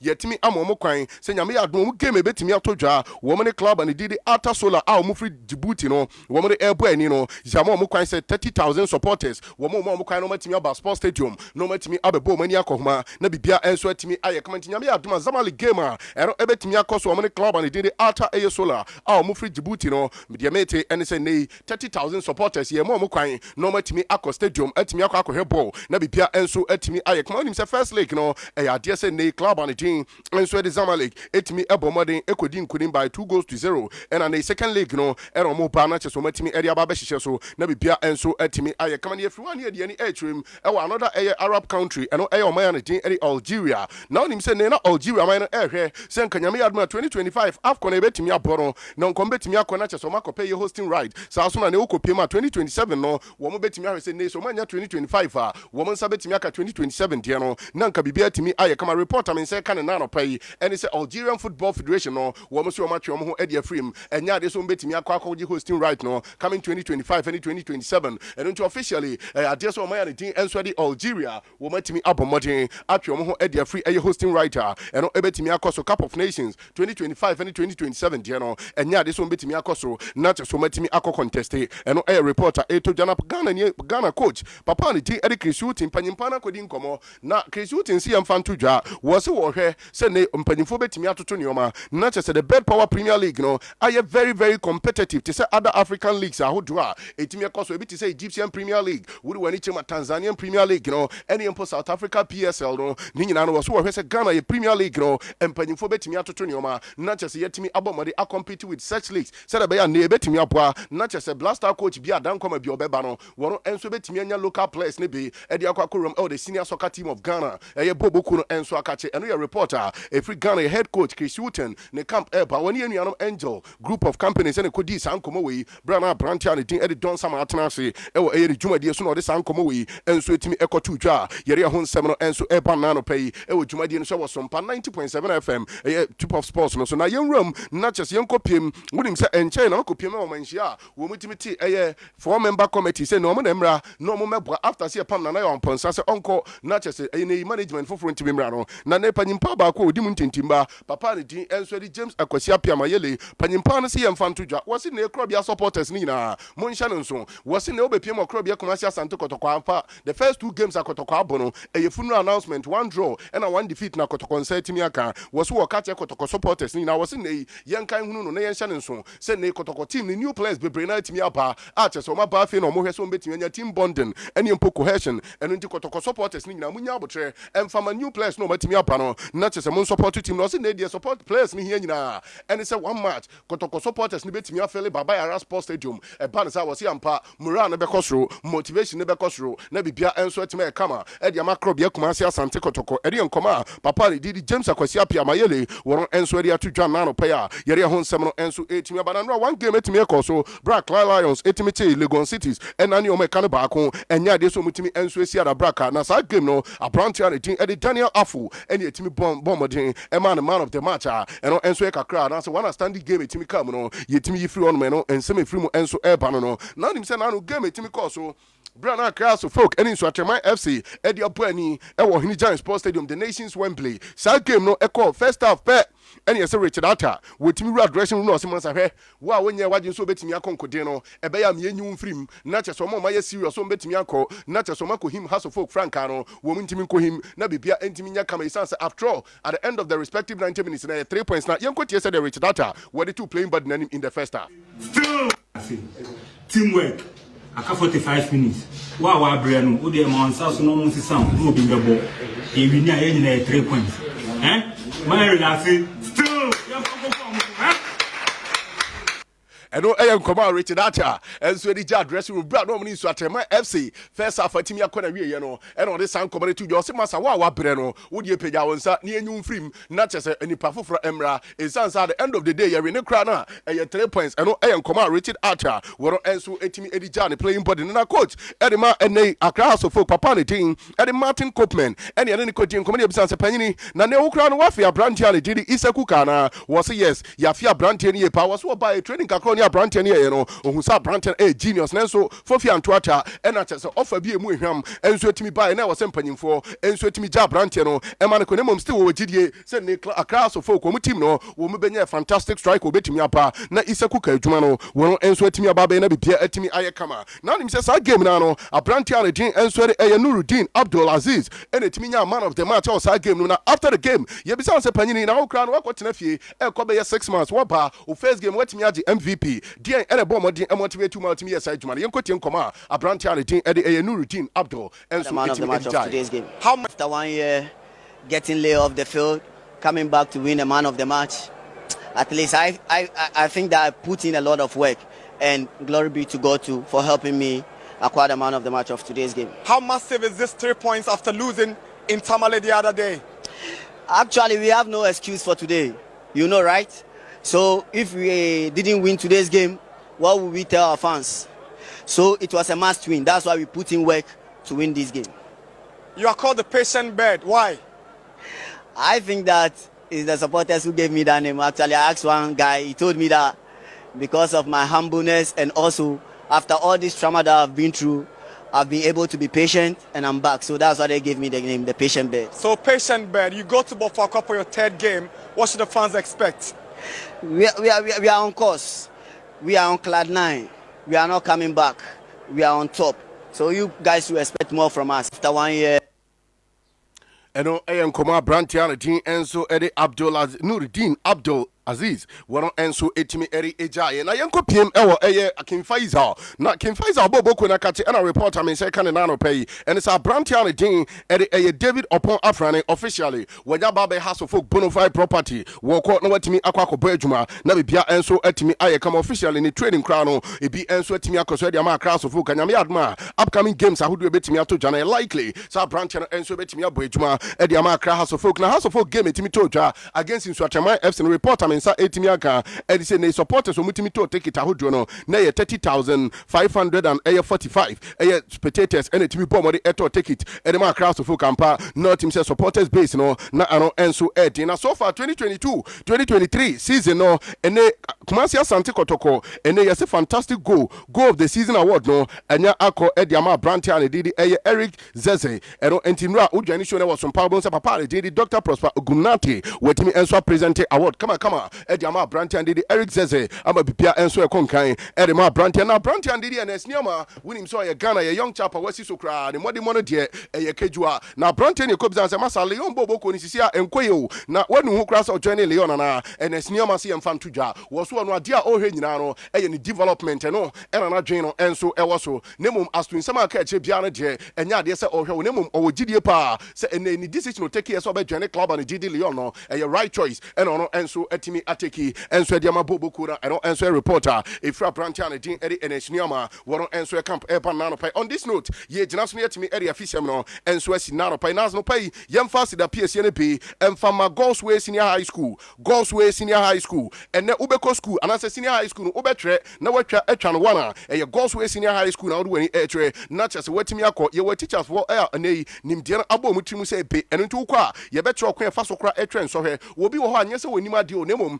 ekwan fa so tren so hwe no wonim se de etre no eno nti na bribia wo tre pe na de wo ho Godsway Senior High School de ye wo professional tutors qualified tutors wo ba ye gipre na ya tre okwan wo be fa so answer examination questions ahodo ene kwan po wo so fa so na wo tre exams no na bibia etimi eye kama enso etimi edima anigi sam ne se ene ye hostel facilities emema no mu oba bia mo kwaje mo home na matimi asua ade na nhihye na etimi akoye mawa no so mu oba bia mo kọ na chese bibia etimi kama eye Australian hostel facilities ahodo ena ne okopiem Godsway Senior High School ye de bank Nkoranza krodwam a ye poa se ubetimi abetwen so hwe na bibia etimi aye kama ene nkwane na nkwanche bia ubekọ fie na de F9 chains na ekọ eye Godsway Senior High School ena na make am for ediama ene ankane omo mo twa last year no ene results na otim sampa eye kejua wo mo matwere so ubisa mofra ni bia obia editu ja sampa owo gidie pa se ne results ne mra no the flying colors ena ekofia akọkere busuafo nti na wo ye papa wo ye batan wo ye wofo na wutie me oba na okotwe Senior High School amfa me patwa akonya na ba eye Godsway Senior High School na do wani etwe won Nkoranza krodwam ya na chese yetimi aboa na watwe no watwa ne ye na bibia etimi aye kama ni gisam se your science lab ye wo ICT lab extra modern one pa artist wabofra ne pa practicals awodo ni nyina no wo kono wakoye bi na bibia enso etimi aye kama bueno abono ni beka se umpe we na opemme ene yesi admission ni guso ekoso se ye SH1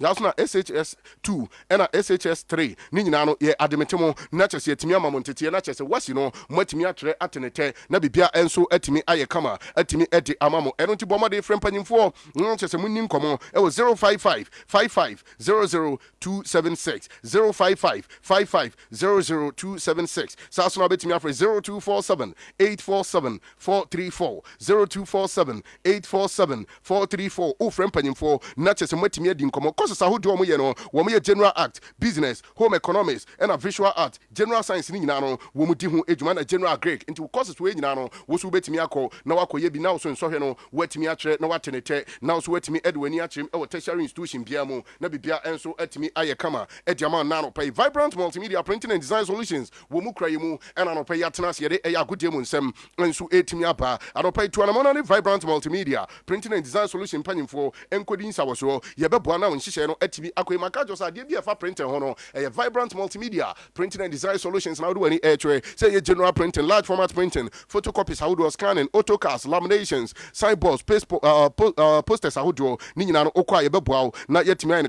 kama atumi de ama billboards ahodoɔ no and invitation cards ahodoɔ nyinaa no wode w'ani akyerɛm Vibrant Multimedia Printing and Design Solutions a wonni pro na wanya blem yɛbɛyɛ adwuma no in a professional manner atumi de ama sorry ɛne nnwumaku ahodoɔ sɛ flyers no mommra no yɛnyɛ bi ma mo book banden ɛna mpo logos ahodoɔ business cards ID cards plastic ones no wode w'ani akyerɛm Vibrant Multimedia Printing and Design Solutions ne yɛyɛ adwuma no in a professional manner atumi de ama passport no wopɛ size biaa bi ne nyinaa no woba a yɛbɛtwa no kama atumi de ama Nkoranza Old Market storeroom number 20 ɛna Vibrant Multimedia ebutu a yɛpɔ adwuma saa so na wobɛtumi afrɛ yɛ ɛwɔ 0245 46 3216 0245 46 3216 saa so na wobɛtumi afrɛ 055 930 1119 ofrɛ Vibrant Multimedia Printing and Design Solutions na ne mpanyimfo adi nsawo so anopa iseko giga no makacho se kope bi na bobɔ bɛma edu anadwo no nkoro ne bɔ ma me ne dware wie di ahwene egu adeɛ so bɔ powder diaka ɛyɛ rewura ɛno ntia no pai bɛma wobɛwura na ade kyɛ ya saw mrane miwura se manhyia bɛma na ade ɛpɛ na ampa na wɔn sa ampa papa no bɔ adwuma amesi anopa wote sɛ maame bi pra na anyom no dana no ayeyi hyɛma ko mama ɔboa ne nyina ne sa ampa papa no ɔbɔ adwuma ɛno nti ama ni gye asena kuma mu ma ɛno nti bɛma wontimi mu adwuma ɛma anopa wo yere ɛnto ayeyi dwuma ɛyɛ seko giga ɛna wokɔpɛ bi na agiga na akɔ akudonso ne huntini no ayi sɛ ECG wɔya na watimi awurawura ne asaw mrane miwura no na bibia enso atimi ayɛ kama ntia no pai ko na kwaji seko giga ne bi ɛbɛboa na nhye na timi akoye ebi ɛyɛ premature ejaculation masa osimi di shema na ba ye wokra de ho abote ɛkyɛ de amfa nhyem kra ɛno nti ko na kɔpɛ seko giga yɛbɛboa na nhye na akoye wode no gono ama akɔ akudonso no afon pa ɛha dwen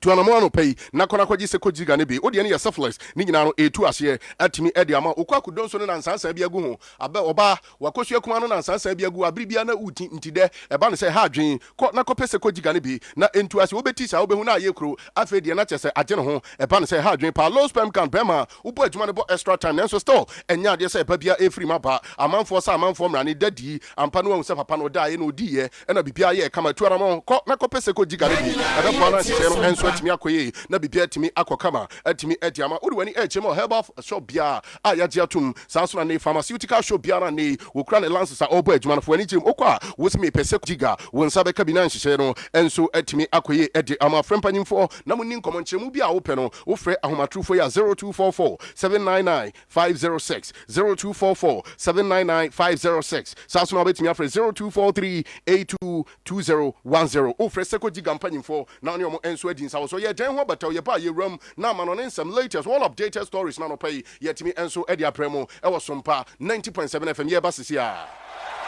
Are you ready?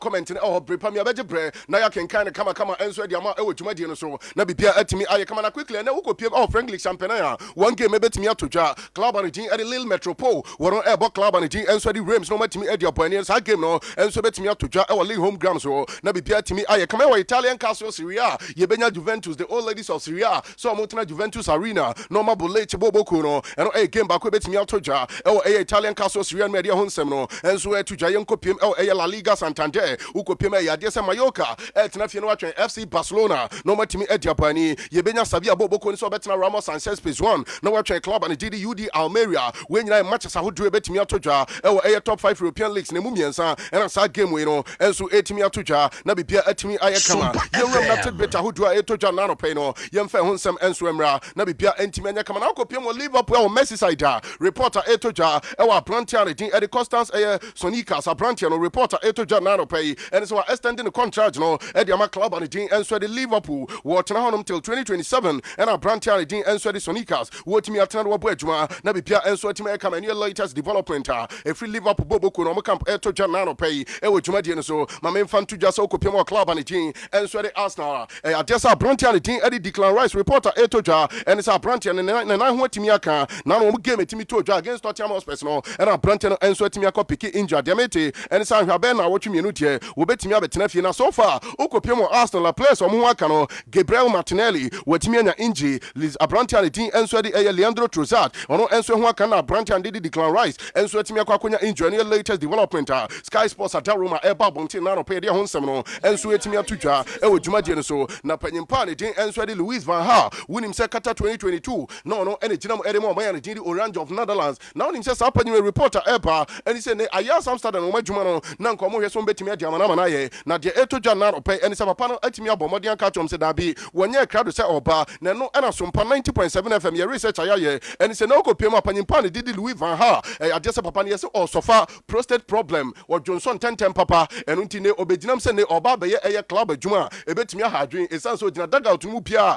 e wo so otu America no kosonche se de mfantini be kan no no sai babak eba be coach e ba de se be hadwen enu nti ne papa na nyaje eye sabbatical leave se no de enya ade se oko na chese wako coach club team bia at imprempren mu enu ya report e free papa no din e de Louis van Gaal ne camp enso etodwa na no pa ya yeri ahonsem no etimi apa e wo dwumadie no so ye nkopiem e opanyimpa ono enso ye friend eye Patrick Kluivert wonim se ne pa ene Justin Kluivert dia meti ne na no pa yi ene se ne ukopiem a akodare so ba ko no so asiso ene papa ne din e de eye Patrick Kluivert ne ba ne din e de eye Shane Kluivert wono so dia eba na no pa ni sa akora no wa sign the first professional contract e de ama club ne din enso de eye FC Barcelona eno nti ne Patrick Kluivert ne ball to so mieno apprentice and Shane Kluivert no watimi sign professional contract e woni carry am at the age of 16 and watimi sign the contract e de ama FC Barcelona eno ye latest development e to janano pay e wo dwuma de so na Harry Kane after so kopiem o DFB pokal no masa kwa no e po adwuma so far Harry Kane goals are watimi about 7 games 8 goals na wa share and why 4 assists watimi sampa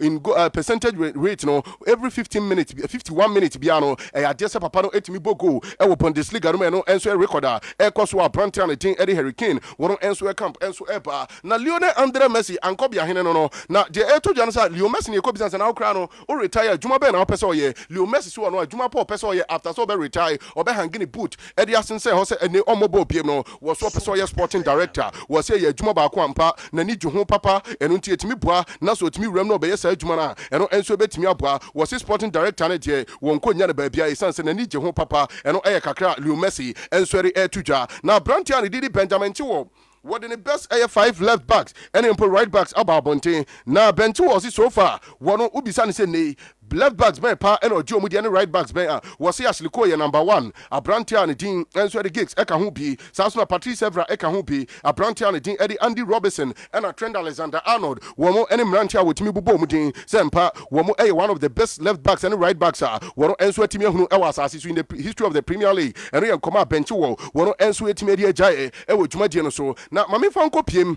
e wo Premier League no na onim se Premier League no so far ababeto dwa 5 players omatimi abomodin na chese omo first 6 games omatimi boy in opening Premier League fixtures omatimi abomodin na chese ne goal and assist no omaye involvement no say na ho hye no enso esi atie Abrantia ne Didi Mo Salah etimi ready kan Erling Haaland etosumie no Abrantia ne din enso de Roy Keane wono enso etimi abam Thierry Henry David Beckham eni Sergio Kun Aguero wo mu nyina enso etimi complete list na wutim sampa enhye no enso ekoyi edema players ne be na mame fan to just okopiem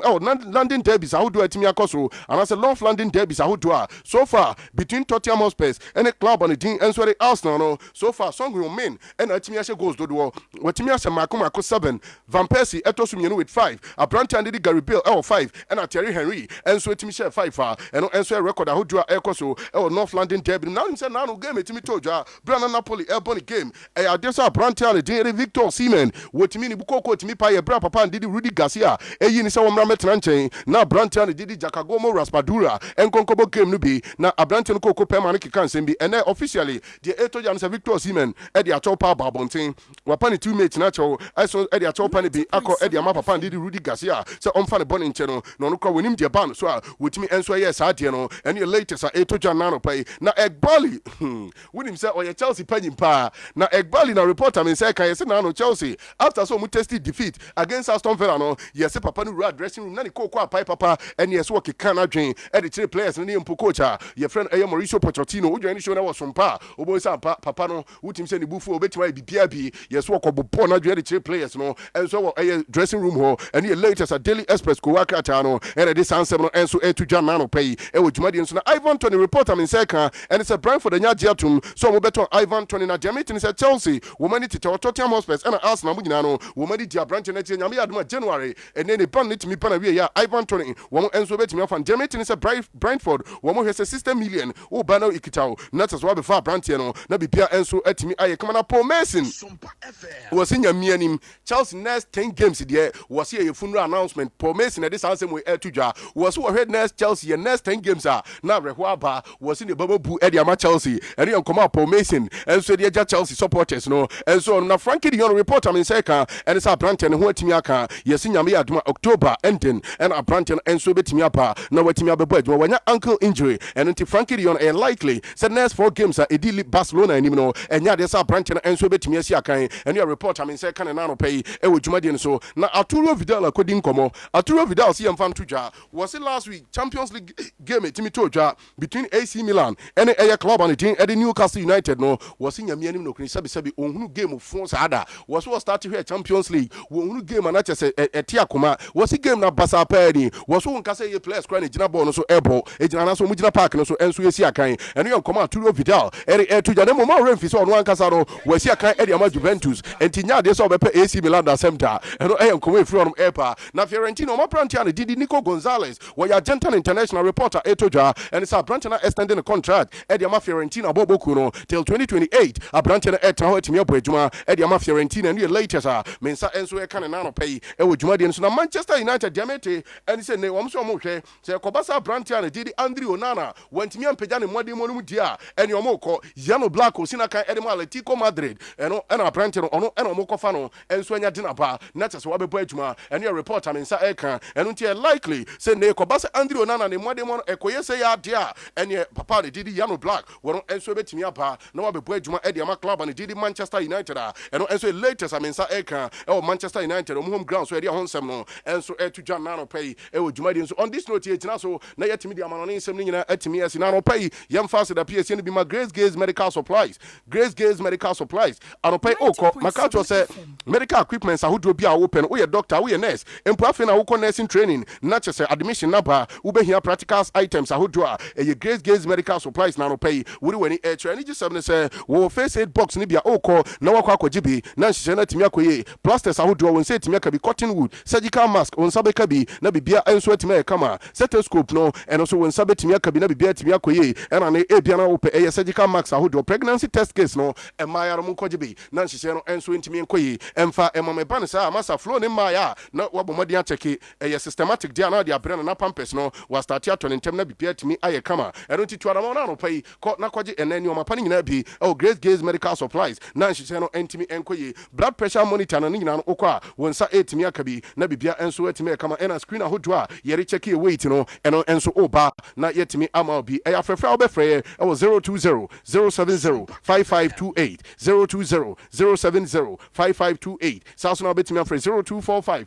372 919 o frem panimfana na omadi nkomo na bibia enso etimi aye kama ediama Nkoranza Ejura Road Yere Star International School no ND animhwe wonsa bekan na nhye no enso etimi akoye aropai Kanisa Herbal Center Omada Roma ena Kanisa Herbal Mr no eno enso etimi abadwaso woko na watimi akwakogibi na bibia etimi aye kama oba makacho so de na candidates o de puaro wadru Kanisa Herbal Mr eno ena wokogibia no nom saso na ne odie no o blood no entimi circulate ni nyina no onsaka Kanisa Herbal Mr ne bia ebebo na nhye no enso etimi akoye bema sexual weakness no emfatal wo de kaka ese dwanam eba no se hadwen ko na kogi Kanisa Herbal Mr ne bi ebebo na nhye na etimi akoye edi ama saso na menstrual disorder oba woko aficha na wutwa jajo ni nyina no ko na kogi Kanisa Herbal Mr ne bi na emwao na bibia enso entimi enye kama emfama enano pai wo dwumadie no enso emum wodi wani echim pharmaceutical shop bia pen no ko na kogi bisaso na license Herbal shop bia no wo kwa wonsa beka Kanisa Herbal Center wo madwo matuni din Kanisa Herbal Mr no na bibia enso etimi aye kama ediama frempa nyimfona muni nkomo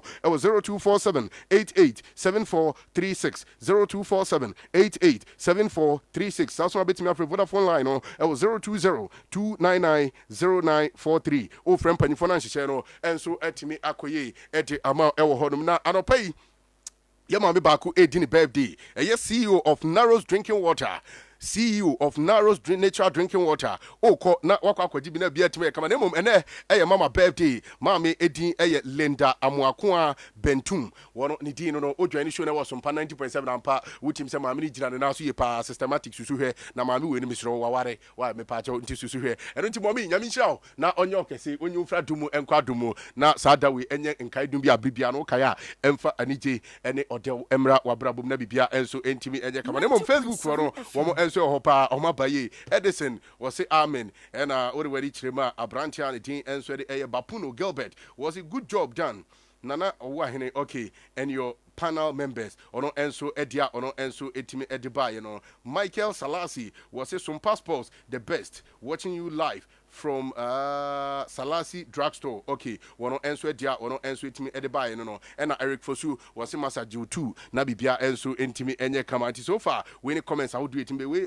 Blessed Son was say 2 p.m. Asante Mampong. I'm really enjoying the show live from Asante Mampong. Okay, wono enso Adea 2 p.m. ediba and yet Asante Mampong fu nyina nano pay wo dwumadie no so ha e na breme kwan ne atimi di dwumadie no enso atimi asiedin no e Ebenezer don ko betima fa me pian maestro saso na systematic e boaye e ma YouTube and Facebook no e no enso atimi fonya hodo etwa edigu ye sorry na legendary Owoahene Acheampong na e de aka nyina ato aso na no pa yakra mo FM.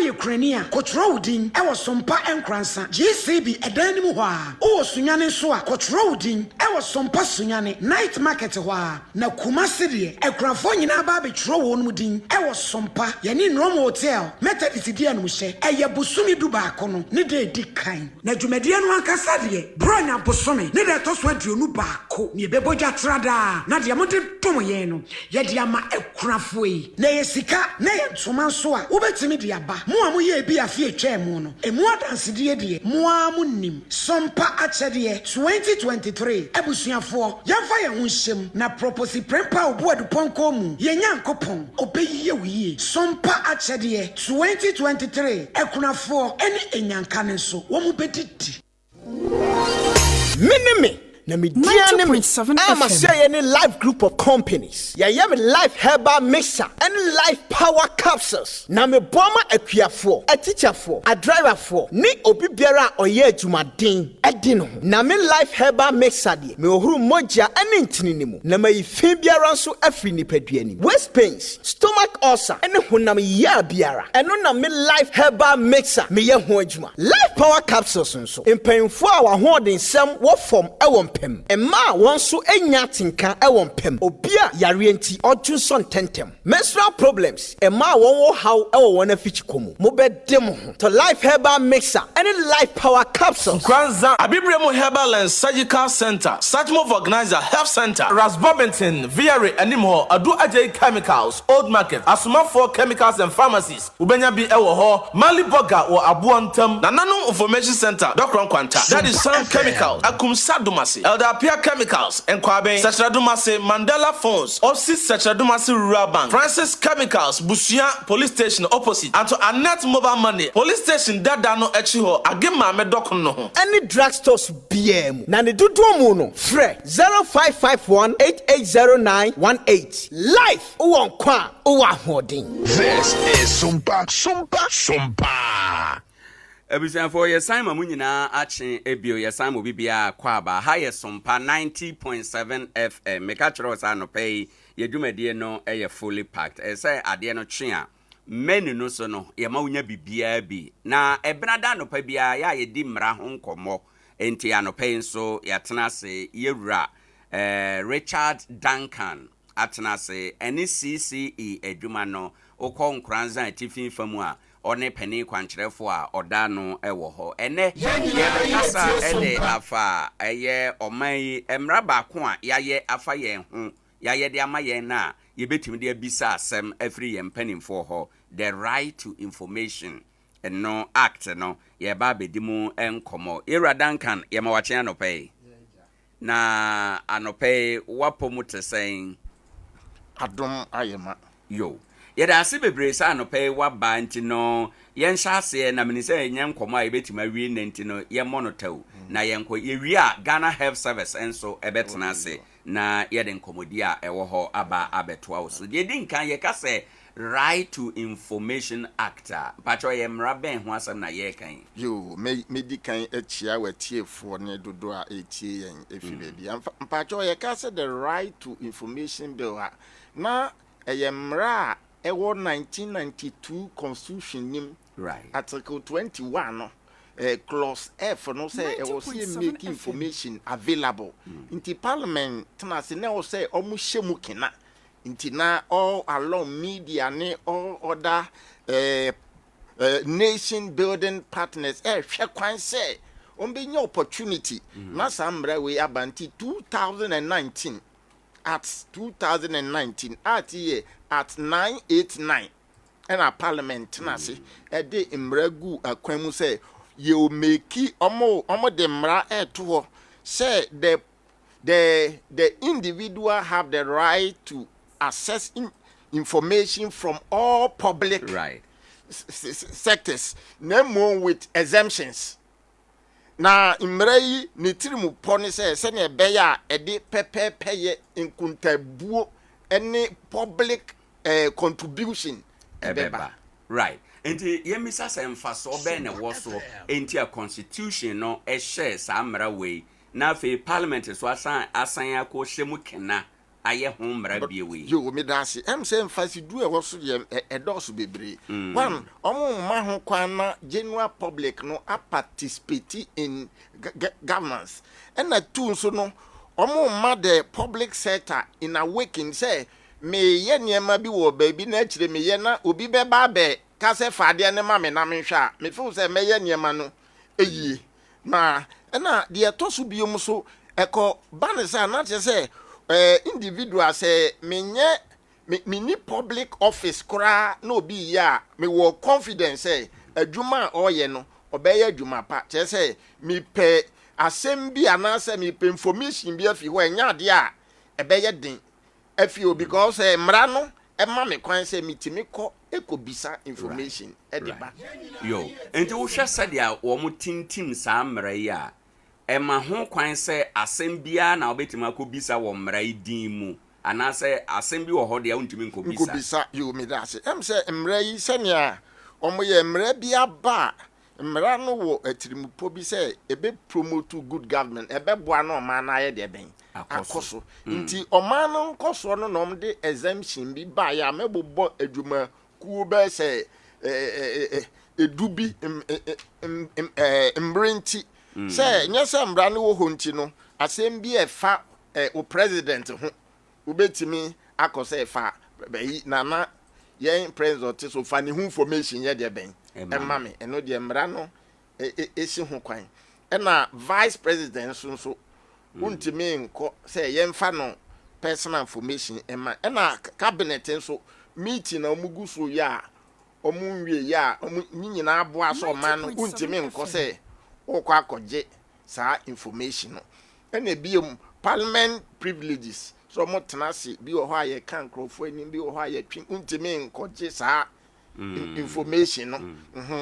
ena ebiom say security information eboama oman no ekoso no untimi nka say yemfa esojafo etu ewo amokese wo hia saa information no very crucial yentimi mfama na ebiom so say bia international policies bia o president wakwa koshia international president bi ani omu edin nkomo joba ya wo so meti say uko US any US president ekodi nkomo nti Mr. Asembe na uko kai because na third party secret international secret bi wo ho no ma even though timi so nipa na ko seminar bi aba ni third party no ma sensan say untimi mfa ma ye de ben embe tudwa na obi nso personal life private life information untimi nko say ye mfa ye de ben emma na say company no cry ye can say public sector right yetimi public sector bia any private sector ban so sika ye de ben ekoho no enu so be enu so omo wo bibia e frɛ no omo internal affairs enu de omankasa mre omo ye de ebo ma mo ho ban na nsem bia ekoso wadwuma enu nye public consumption a untimi nko se ye mfa sa information ye de ben emma ena se bia obi health mental yi untimi ko jese yemfa saa say yen disclosing obi health status enfanchero nti samra no ne em say ba ku bi ambre ntimi anka de mra no eye exempt mra no esi ho kwan say because minim say mra no ba say beboa ma o ma no ne ko ba sa na information bi a enye public consumption e da ho no ma amafo not as mra na ma say beboa e ba say right. And before I better Mr. Way quickly, I didn't hear Marano a year, sir, because for example, you have be to say Bia, Council of State, say ya, ye or more your representatives are or more abaimu. When say, as I say, you who a Juma or more ye edemaye, become pen pin and Abetiane say, you see Jinaye way, Yane Council of State, and see, said Jinaye no. What was the individual contribution of individual members? Emrano Kasha, and I say, baby, amamunu jina pana na akansha nti e di mbio na yede mra we ekoye you me das em say dia wa bisa no ehu hia pa na say ye wo contribution bi a individual no omo make in the intention of the state ebi wo ho no ma yemfa ebi wo ho no ma ye befa ba say omo analyze information no emfa more po ne emfa ntu dwa ne enhwe say ebeboa no yentimi nkokukuru embeto public domain emwa ebi kura say masi kura na oka say na dwuma pank obi di anano kocha na asem na ye de ben asay ndiem ze nyina ye abambo a se ne be ya o man ne betimi akoso ene hwan na sa mra we man kwan say obetimi akobisa information afiri obi ho em say mra we no omoye no omanfa age bia ye de ben anto homo say Ghana ni bia wo pe say ebetimi do information na ye de ben nti basically no into writing nti uni matoro so a wo be po obi na watoro ama na wetimi access such information right yemfa ne say me pe information afiri assembly me ko ho a hwan ho na menko hwan so na menko si ansa na manya information no em say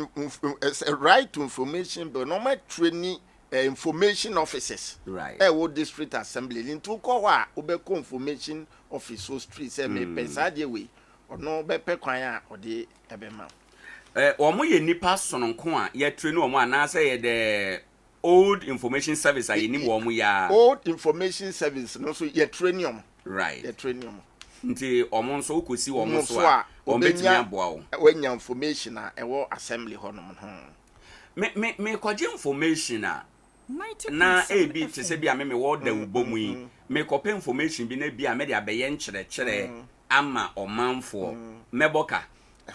em say eka wom na eka ewom no enye information na okwa akọje no e na abebo ho kai no de ye ode dida na mo me fan say printing cost e bi ade a wo pe no e won say ye duplicate in books in audio in video inti sa kana ye reproduce no sa ka no na abe de ben obebo na ye nton information ye de ben emfa ma ndi ha na ye ntiase ye say bia information a me kope no eza say omo ye photocopy mania photocopy no ka e na me metia video a ye reprint ne ho ka e na ubetua audio no ho ka e na ubetua right nti na chese nye information no e na metia no de ye nton ba kwan a mefa so a mensa beka no say wo ho no munti no say bia eza say ye de gu pen drive so a pen drive no na metia ho ka ubetua ho ka ya ye de ama okay abaye dwuma ben e na eye na sede say ohwema ne aye kan nyina ye dwuma bia me de krata bi kura akọ bia ma di information achi ya minya hwan ho na me kwa kwa amane me mfa we entwe mansa na maka aban adwuma no em say information no wo de kwa ebi wo ho a ye betimi deny ye beka say information we ye mfa ma wo bra enye exempt in the law ana bi wo ho a enye exempt no bi wo ho a some information a wo pe no ye nwie hu adwuma right ebi nso wo ho a some information enche ye be publish ebi nso wo ho a sa information no omahu say no sa particular time we entimi nye available nti ye betimi deny ye betimi refuse be no na ebe ma adwumaku a wo say ye deny wo first a e wo say wo call the head of department na wo call for review de nti a ye deny no wanye okay a efe na call the right of information commission omo commission wo wa no wo hefa omo wa class si ya make ya omo di omo dwuma de den nti se meme wo Nkoranza ha na se me information bi na ye deny me ya explain me nye satisfy just me foro ka ko on foro ka omo website omo phone number mbrinti omo phone number omo ayi nyina omo ye prompt to information right to information bla omo dwuma dia constitution no e de mbra ne bae no e no de omo so e bae right e de omo bae say one omo ba be hwe se omo be promote nti adwuma we omo adwuma omo ma be hwe se omo be promote omo be monitor omo be enforce sa mbra no na che se so bi pay information na onya na o access the right to omo kura so no say information no come ho na onya certify so man fa ma watimi de court o sante say e ho nso ko na wanye certify o be court na court etimi justify say yemfa ma na say yemfa okay enti mimisa say time frame be na da so yemfa ne say ene benadai ma request for information from a particular department na do say na menhwe animu say mensa beka nanka hwebe se niema akọ information betimi a delay unze me ka se bi wo ho a bi information a panini ho kra eni ho nti ye ni bibia sa wo pe no ye de ben e wo ho ende 14 days mo de be ba be kire say bibia ni ho e wo ho nso a 14 days e wo say o de ma on fa man so o say 14 days o be ka kire say one or two reasons nti within 14 working days na o say one second. It means say at the time cry you be deny one no. I also more explain to you ni omo deny information. One thing so I mean friend say whoop information na on reserve the right to say me trust say information we are me medical yesi e won hia say we be throw content. Na say we be try just say what the who person information no echo speed e bia na atwemi no hia no 1 week pe na dia ya adwuma de en dia wo so wo twro de nti a uhia sa information no in terms so sa no yo opening enkomo na yede na ebere no nti no yemfasa dasane ye be santo so na ya hwemu ade na mpokura nse yenya sample of the request and say you see throw na ya beto ye screen no na ya kan mu na afi ya chief wa hu no bi person request information wa hu said obesi aye no ya di phone number ne niema nyina be ba be kam ho wadaroma wo ye no wudi nkrai no wasebe twato ade ma ye ne ma sema medi twato ne say public education say ye gu so a ye bodawuro na amanfo te no NCC ye di mu kinapa nti sane asompa eboa yenda ne da no ye 2 FM station ni media stations aka ne nyina fo omommoa yen na ye dwumadi no eye public service ye fi ntimi ndi ti sompafo na minhira mo ne adwuma pa moye nyame nhira won so se abrebia ye to nsafra wa wo ba yewura Richard Duncan e na ote ne kana busuafo ye bedi nkomofa eye kwan abefa so a ye de amama suma ye mu niema bi nka ho obi apomuden mu nsama nka ho opese ohun so obi health statute se ne nyina nka ho abusuafo ye beda yewura Duncan ase bebre ye kwai de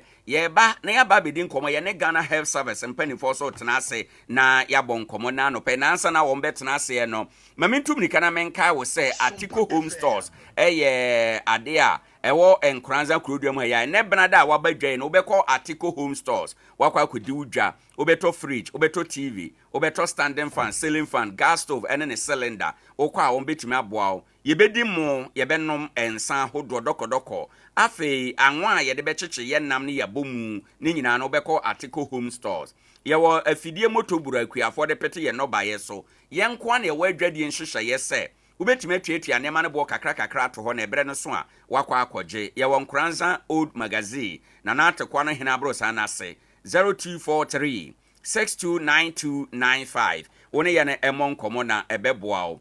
3A Herbal Center ede adupa badwa so koko agyawa yamtim afifiri wagu epai ode no pai moja ni nyina ne se obepe 3A co capsules anom 3 Herbal Center for nsa no adwumani ebeboa o ebeyi afiri ohaw no nyina emu 0546 107107 na wone wo mo atuanamo ahwe ama afiri wonsa se wo pe moto ato eye motokin bi na ato a akwanya ewo ho se obeba na waba betobi eye Nkoranza nyame beye motokin enterprise ha na oba ubenya moto papa motokin no papa ne ho den ne ane horsepower no ye wo 150 ZH ye wo 200 ZH ye wo 250 ZH eba gearbox na ye wo 200 crankshaft ewo ho engine block ewo ho enom sanso ena motokin na ankasa no ye wo MK 200 ZH SDT no bi di ane koba echire di ane ye mienu no ne nyina bi ewo ho sanso ena ye wo motokin no a ewo water cooler ye de ensuo egumo no okọ ho a eno nso nsa ebeka bi ena ye wo foldable inner passenger seat a ubetimi atena eno nso eso kama driver's mate protection ewo ho enom Nkoranza magazine mu Zion abrosan mu ena ye wo 0546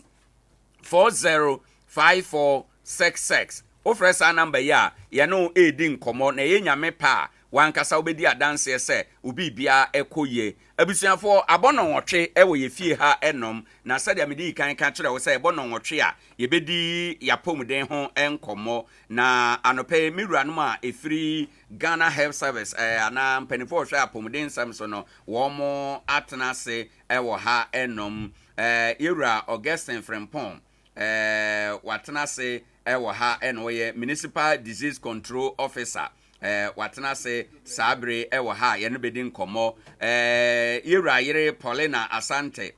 Nkoranza Polyclinic oye public health officer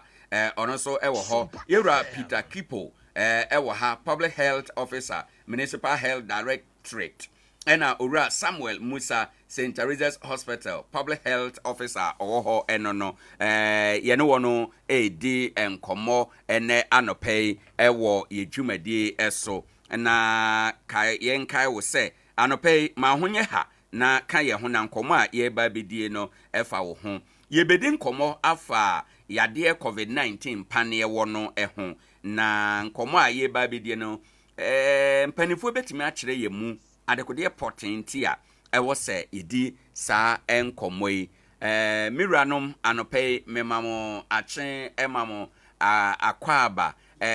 ewo ha eno obeso o microphone no na afi bibia aye kama ene anope ewo ha mpacho man good morning Fine morning. Good morning. Na abomu to say. Abomu ye fa. Na also nyame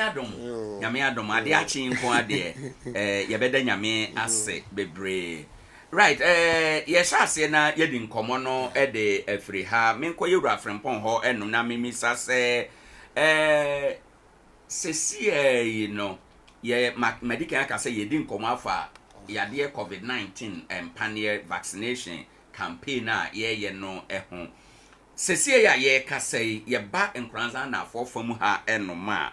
yade COVID-19 no ankasa no ne current situation saying Yo, me that's pay me ra. I am deputy so obusa me question no. COVID answer na me start yisa won sem obusa me no. Yama achiefo ntie say the COVID no abakosem kakra bi sana ma begina so na yenyina ya tie de ekoso. COVID-19 no yenyina say de nim no. Mo akete bi ana de ba.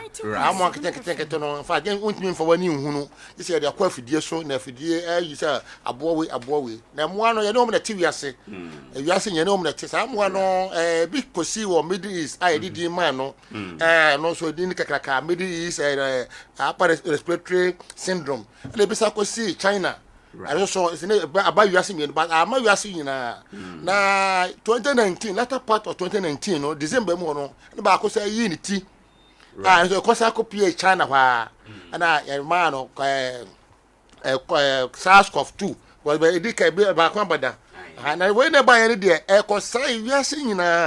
say you know you be at Obia and say the titi we are say ya see coconia the other. I mean you win you see you are say a nipper of pepe. If you are seeing now, Nipa 698 million of pepe a high sea hand crown or train a chip for cacao in a year. You are seeing now. A moose and Nipa in a biano, a more of pepe sia hand crown near chile do or tray and a wee. If you are seeing now, all your countries, the America and Japan, Munano, United, even America, Claudia, Nipa of pepe back on your chip on the wee. Right. And I buy Ghana, Ghana so the pop 171,000 a year at the NB. The more apem on her 1,462 in a wee. So the Ghana hole is the Nipa wee at the pa. Right. Now by Nkoranza mem has swat.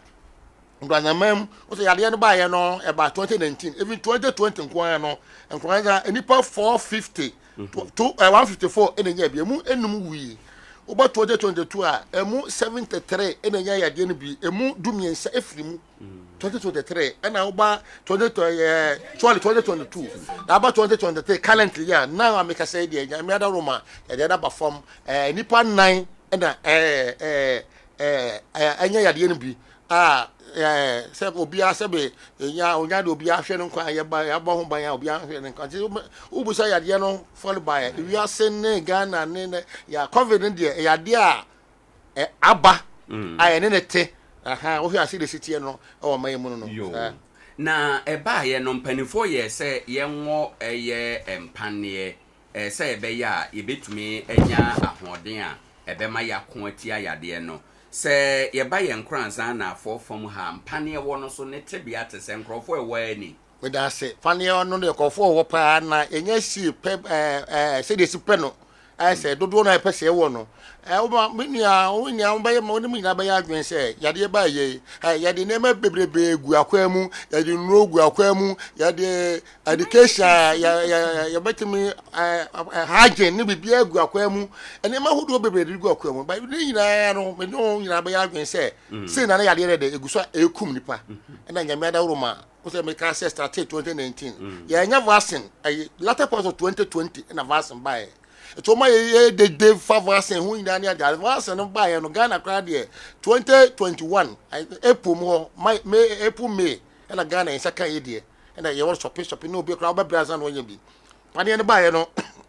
my who say any idea say at day I call from cry for what you need pani and buy no pani and idea weapon when can 2 or weapon etimi be so emu ama yade no obi ade adanse na Nkoranza no pone ne person ka ye nipa oha eke mu aduoson ye first cry the sate aduoson ye 73 o ha bia no nipa de ye say cry sate aba form say we o ha bia na emu aduonum wo hwe de e se timi wo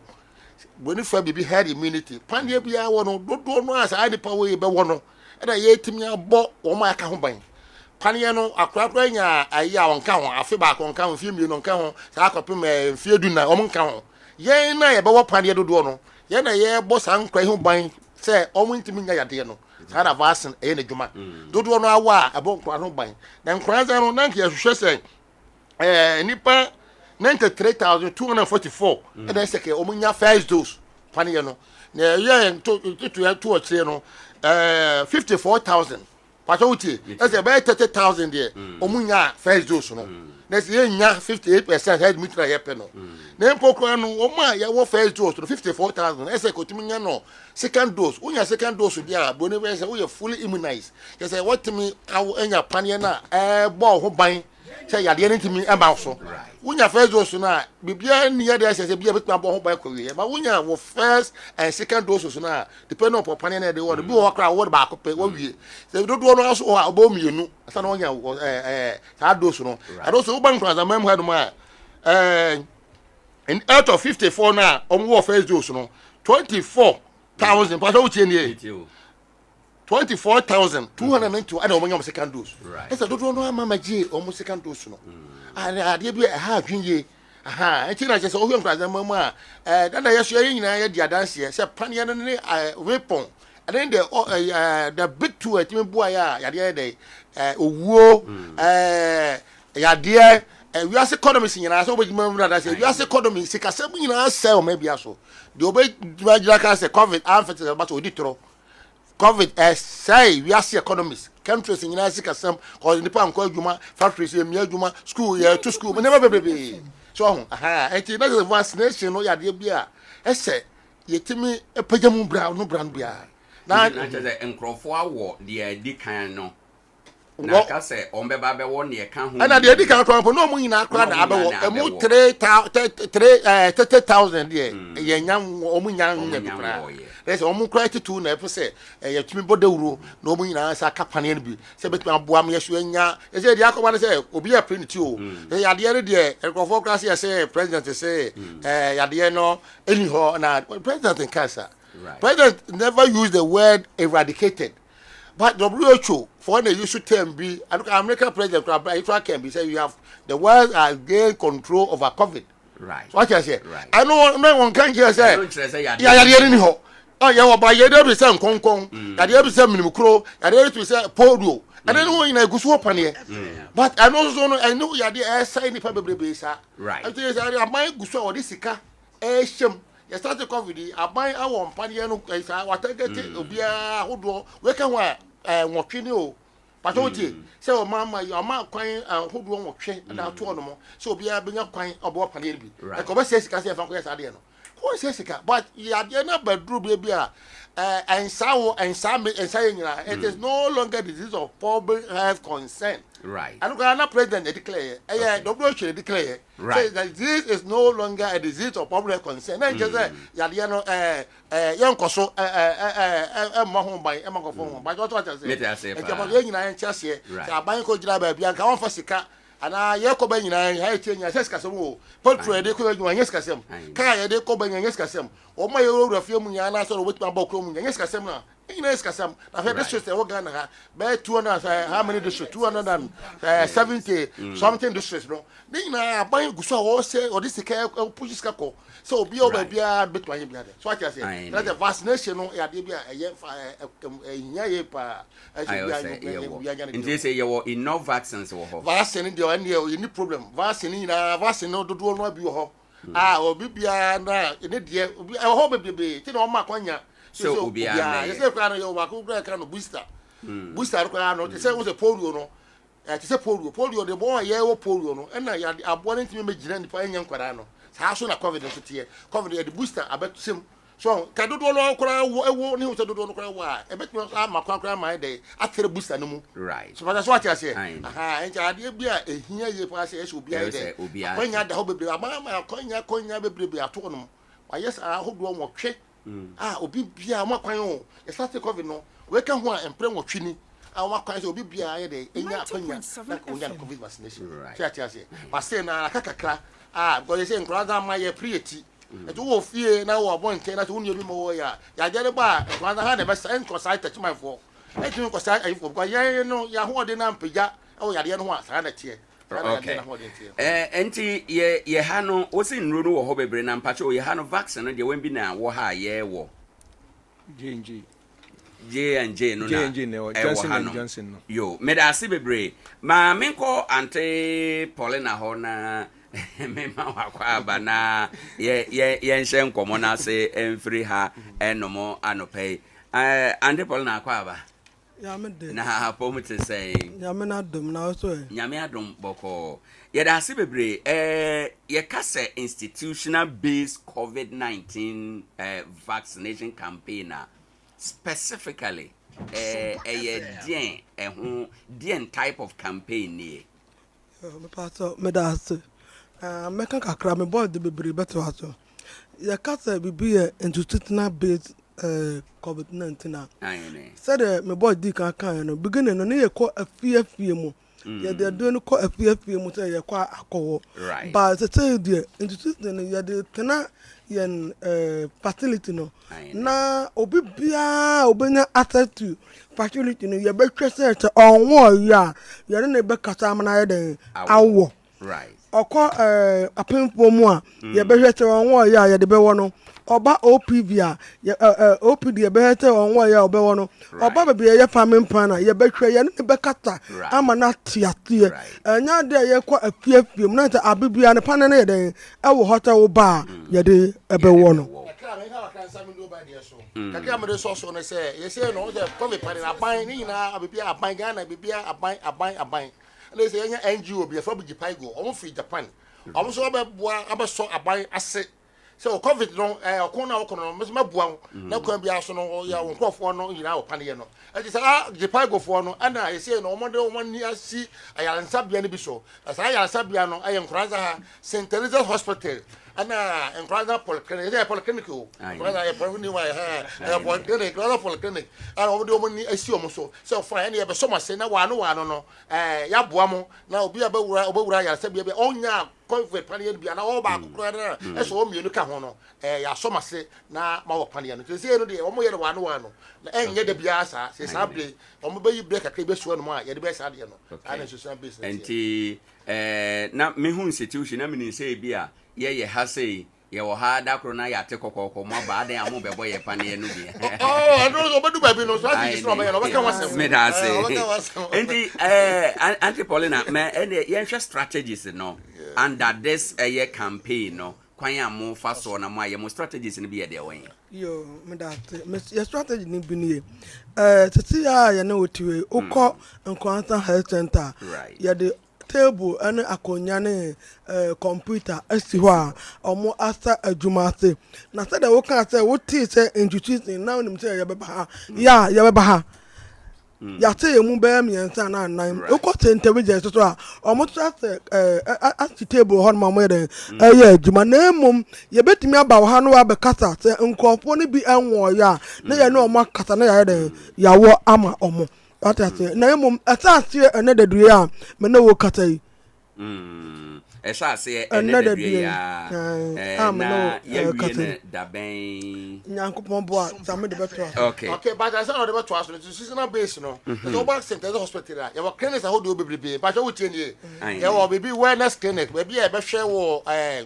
o pressure na ya hwe wo moja say sichire ya dia na bebi say anim na ya hwe wo muduro but wo tie ya fe wellness clinic so bebi ART and diabetic clinic and so ho and ya wo ANC no kan no those clinics ni na nipa wura no and I hope the check as a general PD so ho no mo I'll be better e be screen no ya wa hwe so wo ba ha panier no say facial so wo bia wo dia ma all right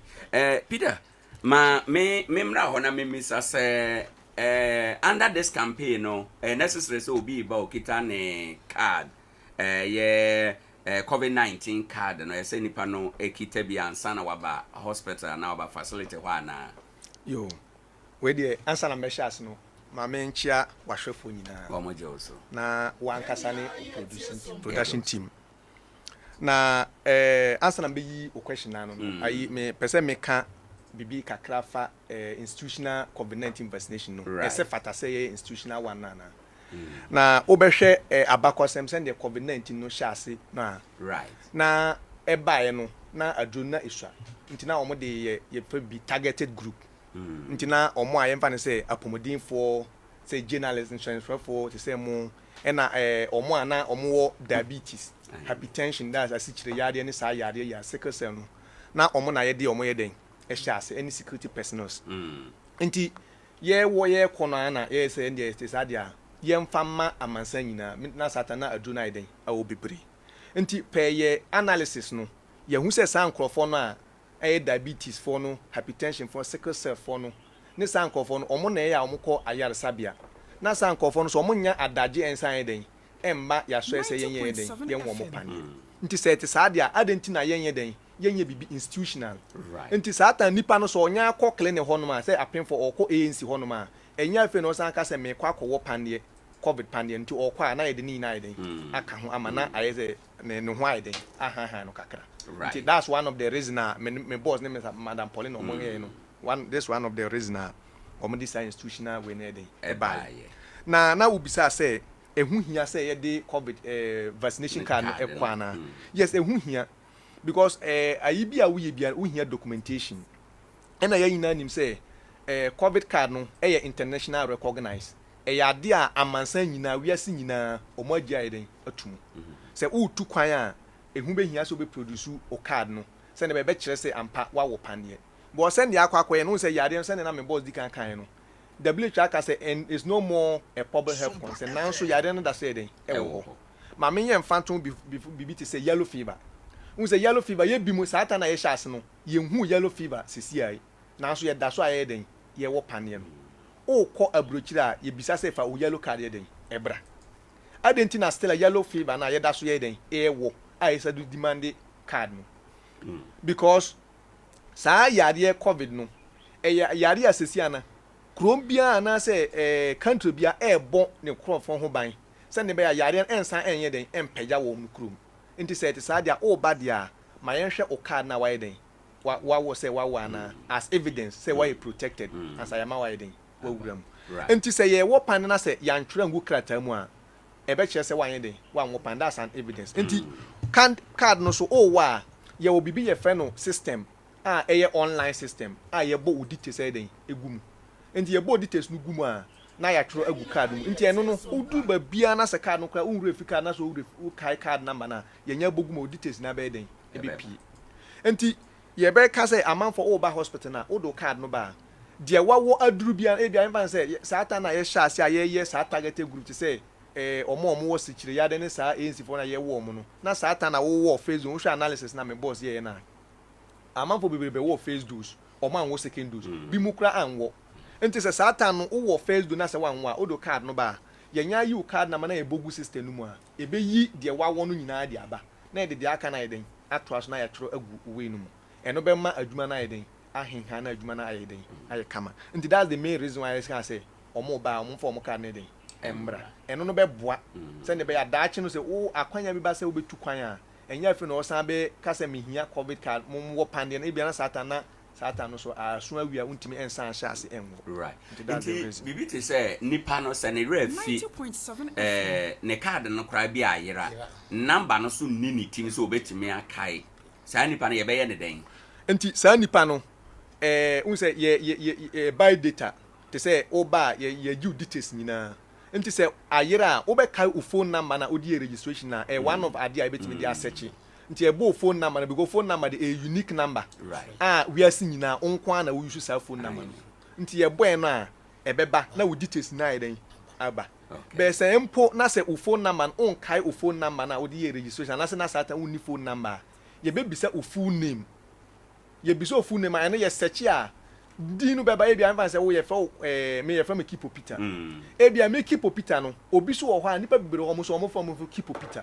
enti ye bo a Kipo Peter so nyina beba bebere Ghana nyina na wiase nyina obi a Kipo Peter nyina beba after na eba be searching one by one na ehu say okay udi ndi na pe data no na yi na dey hide na dey searching that is a covid no am a documenter o ko abrochire o ko dey nyina bia document o hono right enti saa dwuma mo yedi ho nkomo institutional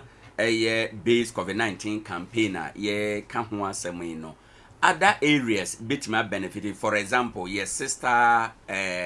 district in Nkoranza no, for example, on betima benefit biana. Osha bunu is na all the districts na no hospitals, health centers na ewo ho biano. Ye rule ye na ye sha 20 CV in there. Na ya end 30th. Right. Ye beto aso. We no ye exercise ye we a na asan ko boa ye ho asan ba bi na ba be 20. O ye hospitals a nde uko babia yin ya shase polyclinics health centers yin ya shase nti ye endi 30th na san ji ya homi bi na san ababi na san sha nti ye be ne santi obia betima eden a benefit this obi wo babia hospital polyclinic and a health center no na bia say for example chips compound na wo ho what happens with any panon so na say bi nso in the event so on to me mahanso. Okay, my memlam kakra ha no mo. Aha no de ye be se che apart from sa facility me na ye so no no. Sa facilities no be ye hyehyeye. Te se krom ha be te se school no kra wan no. Angotech. Momo gom ha. Secondary school no e wo Sectech. Ara se bia akuma Sectech. Institution na be ye hyehyeye. Ah ori team be ko amia no. I don't know e bre the whole e bre ni na. I don't want to one na je pago for the babium so and ye sabe so masemo sa anya bium sa sabe a omre sabe na ye de sa na tie sa na bete me da se bebre same ma memra wona memisa se date of implementation no and then ye ka ten say Peter Boso Kakraba just to confirm sisuma ye na ye nko ye nim yo me da se pa ma me fa kunje we nchia wo tifu nyina wo mo jozo enemy hospital mpanyimfo administrator matron my rural studio so Sompa studio so my ho say mabo adwuma pa highest no nko yes had edem fo enya me hira mo adwuma mo ye nte ya nti me mpanyimfo omo aka asem ne nyina na ohwa day ya nke say start sa program we are nyina ye kan ne na Tuesday yes, this 26th up to 30th of this month. Right. Now, onim problem is say you per se yema COVID-19 vaccination no, emba be routine vaccination. That's the ultimate objective. Routine vaccination nature say tambia bana say ye dinu ko we na ya won pania ye won polio ne de ka ne your friend is saying pentamo PCV mo all those antigens no. On say see I be ye nyoma ye ne da bia ye pese COVID-19 vaccination nso yes but the first phase na almost start right until you starting na say aye adwuma afi na ye de be fra normal routine vaccination na obia atimanya bi until you be start 26 ne akopim 30th. Okay. What's your problem? I don't want to make a 0 to 1 count, but I feel baby I may be over 15 or Sanabi or Yaso Bodum no Yakonia, no Sonia. Also, me, I will be. And Sammy, a bio more recommendation Ben at the Bema public for a Juma ye de home come unim may issue pa to me face pa and say vaccine hesitancy. Especially about for and no better we saying uchi yes to say ye be wo pania usuro say me pese me wo na that type of fear no hu ehye omo say COVID-19 pania no kra obi na ye wo pania na sa hu no ehye omo nti omo pese obi ye den omo wo pania na kasa nti the can say COVID-19 vaccination first recommendation is enye any harmful vaccine wo homa obia wo pania na first tin na ye say wo a obeye say ba ye nyina ho ya ye wo ye nyina sabio ye de so ti ase nti anya ade a ebe ha nti first then call hospital to say St. Teresa's and I say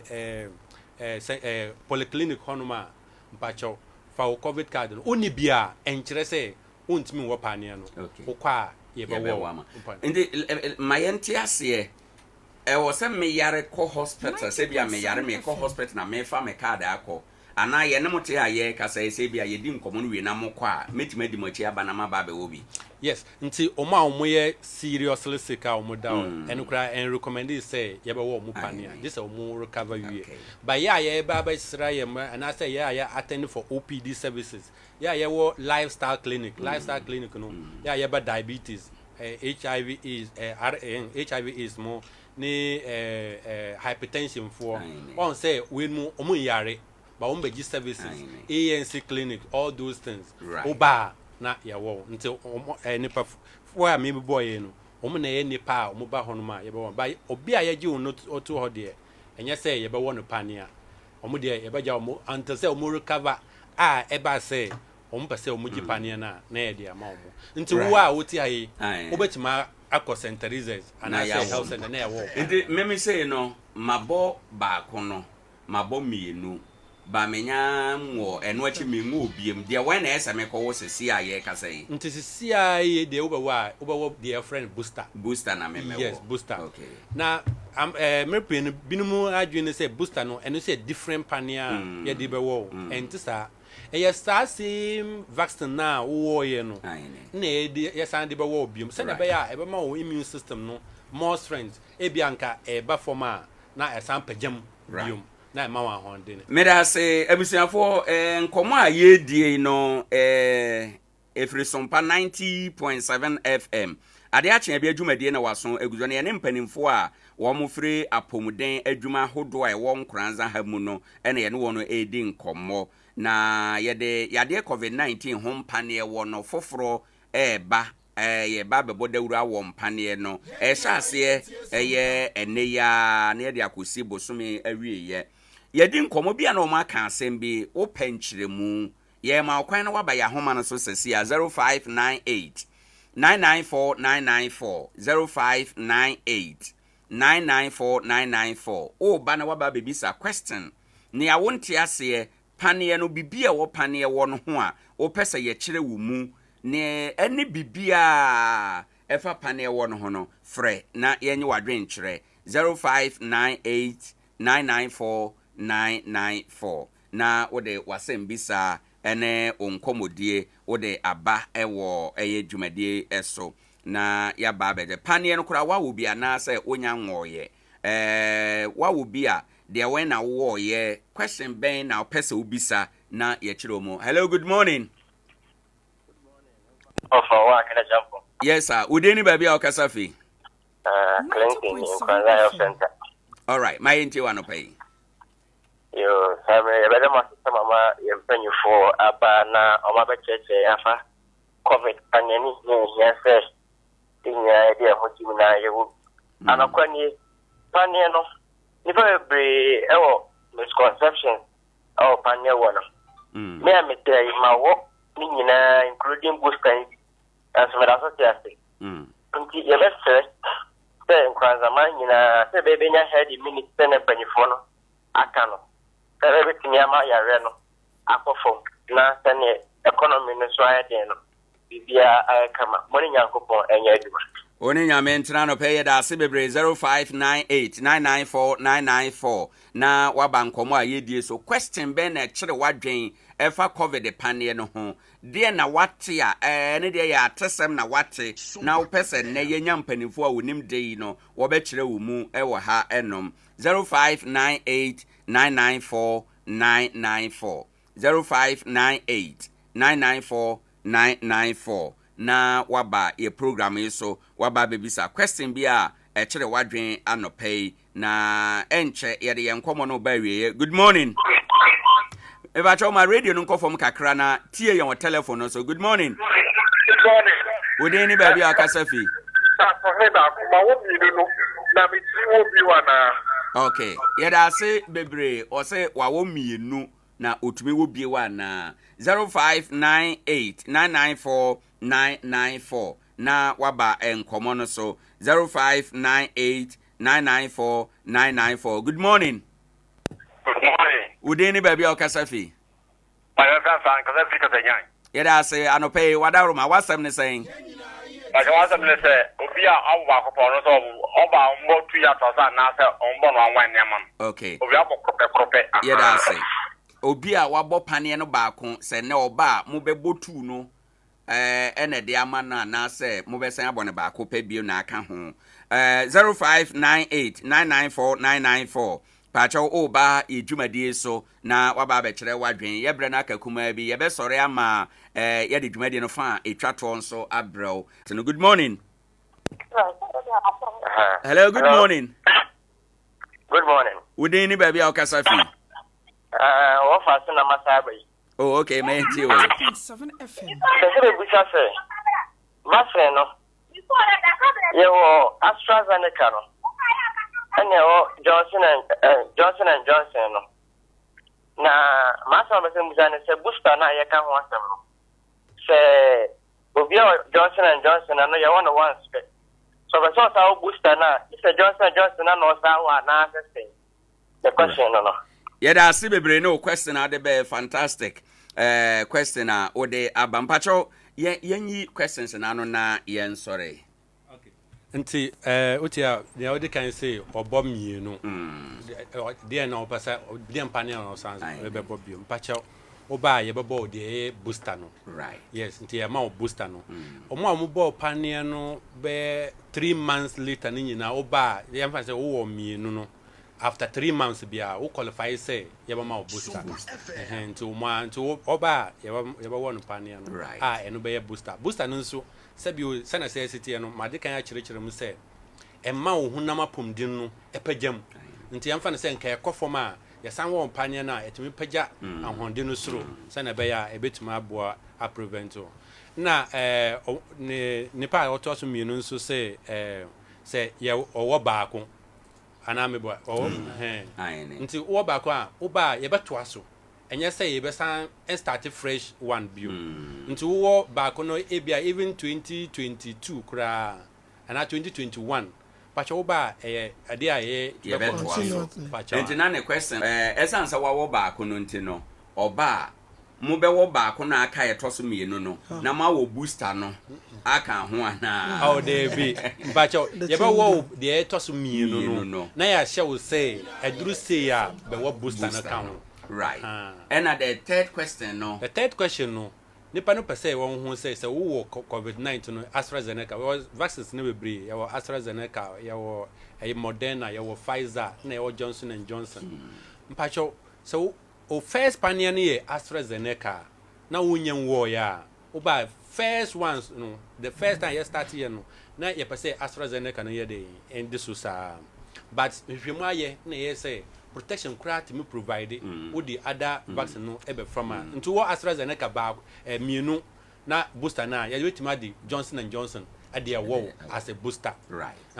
so AstraZeneca no so fine you wetima di no so into e ban say emfa how bia but how bia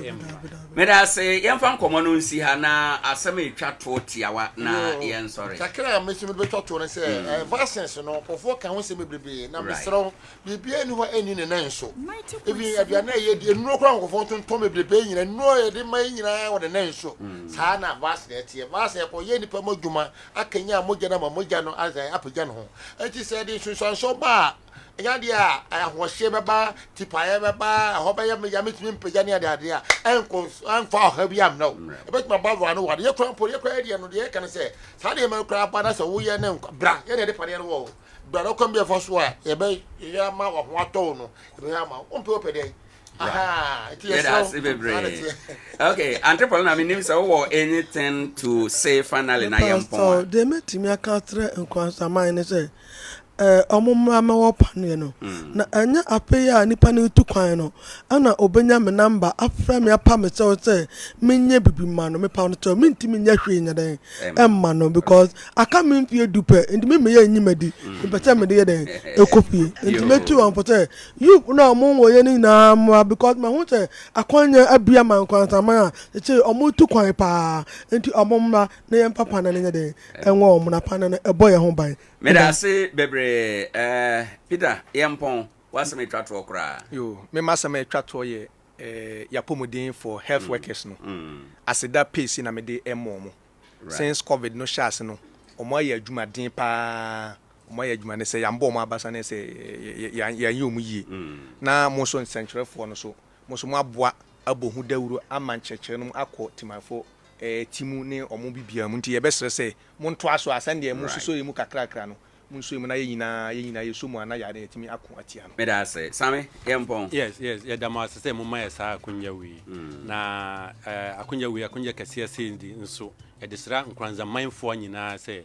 sɛna sɛ yɛ a ɔmo yɛ ne da biara no ɔmo sa yɛ ne saa ɛmma sɛna bɛyɛ a yɛbɛnya saa head immunity no na Nkoranza man anya apɔmuden kama ade yɛ ɔmo adwuma right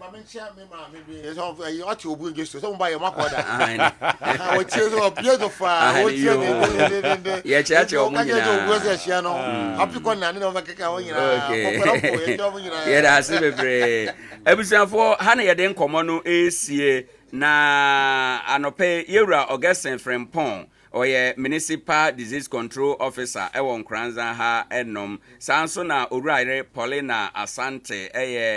oye public health officer ewo Nkoranza polyclinic yewura Peter Kipo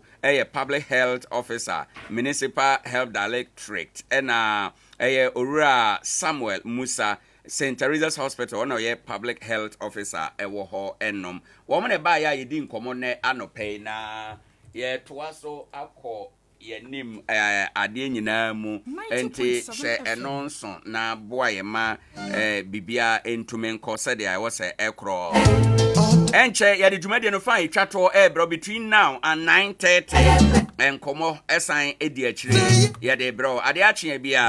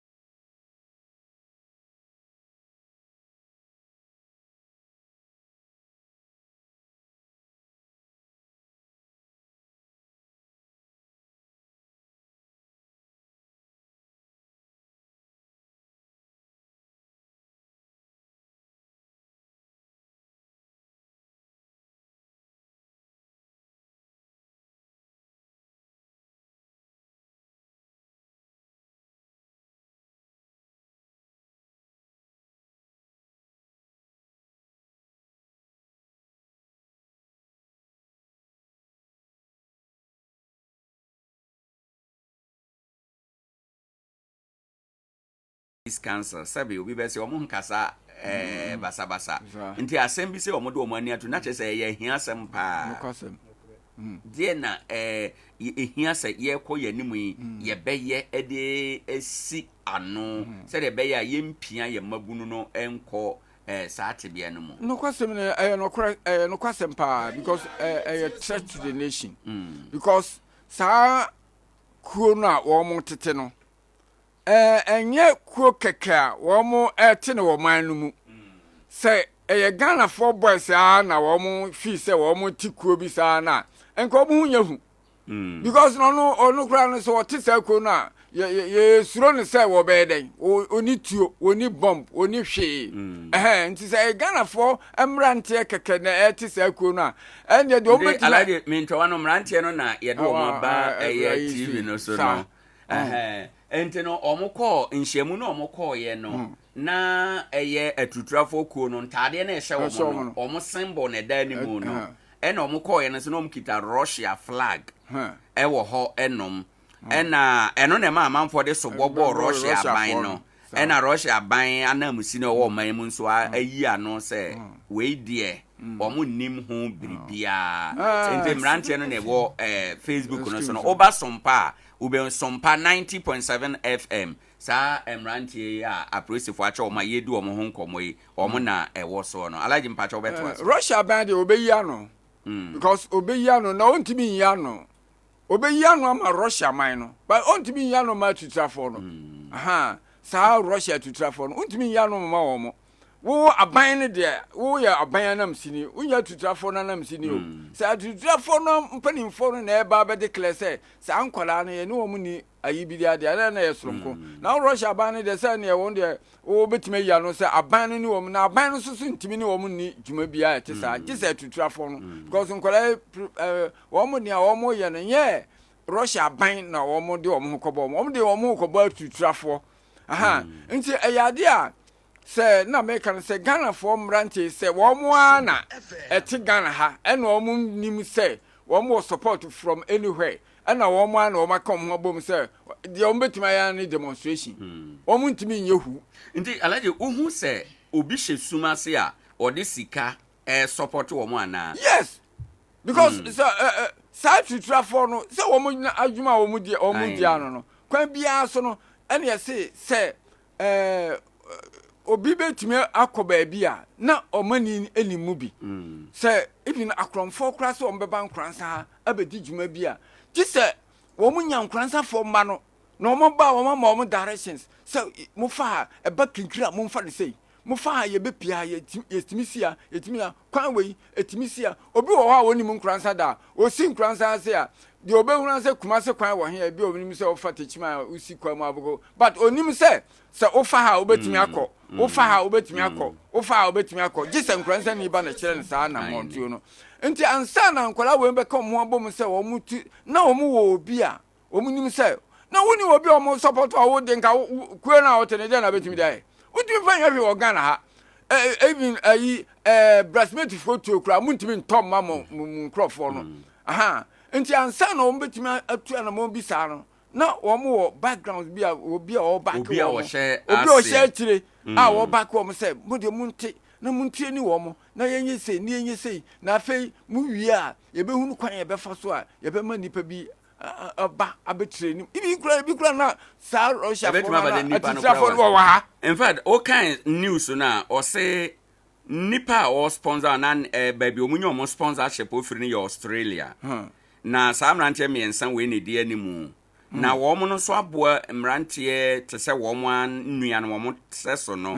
20 ano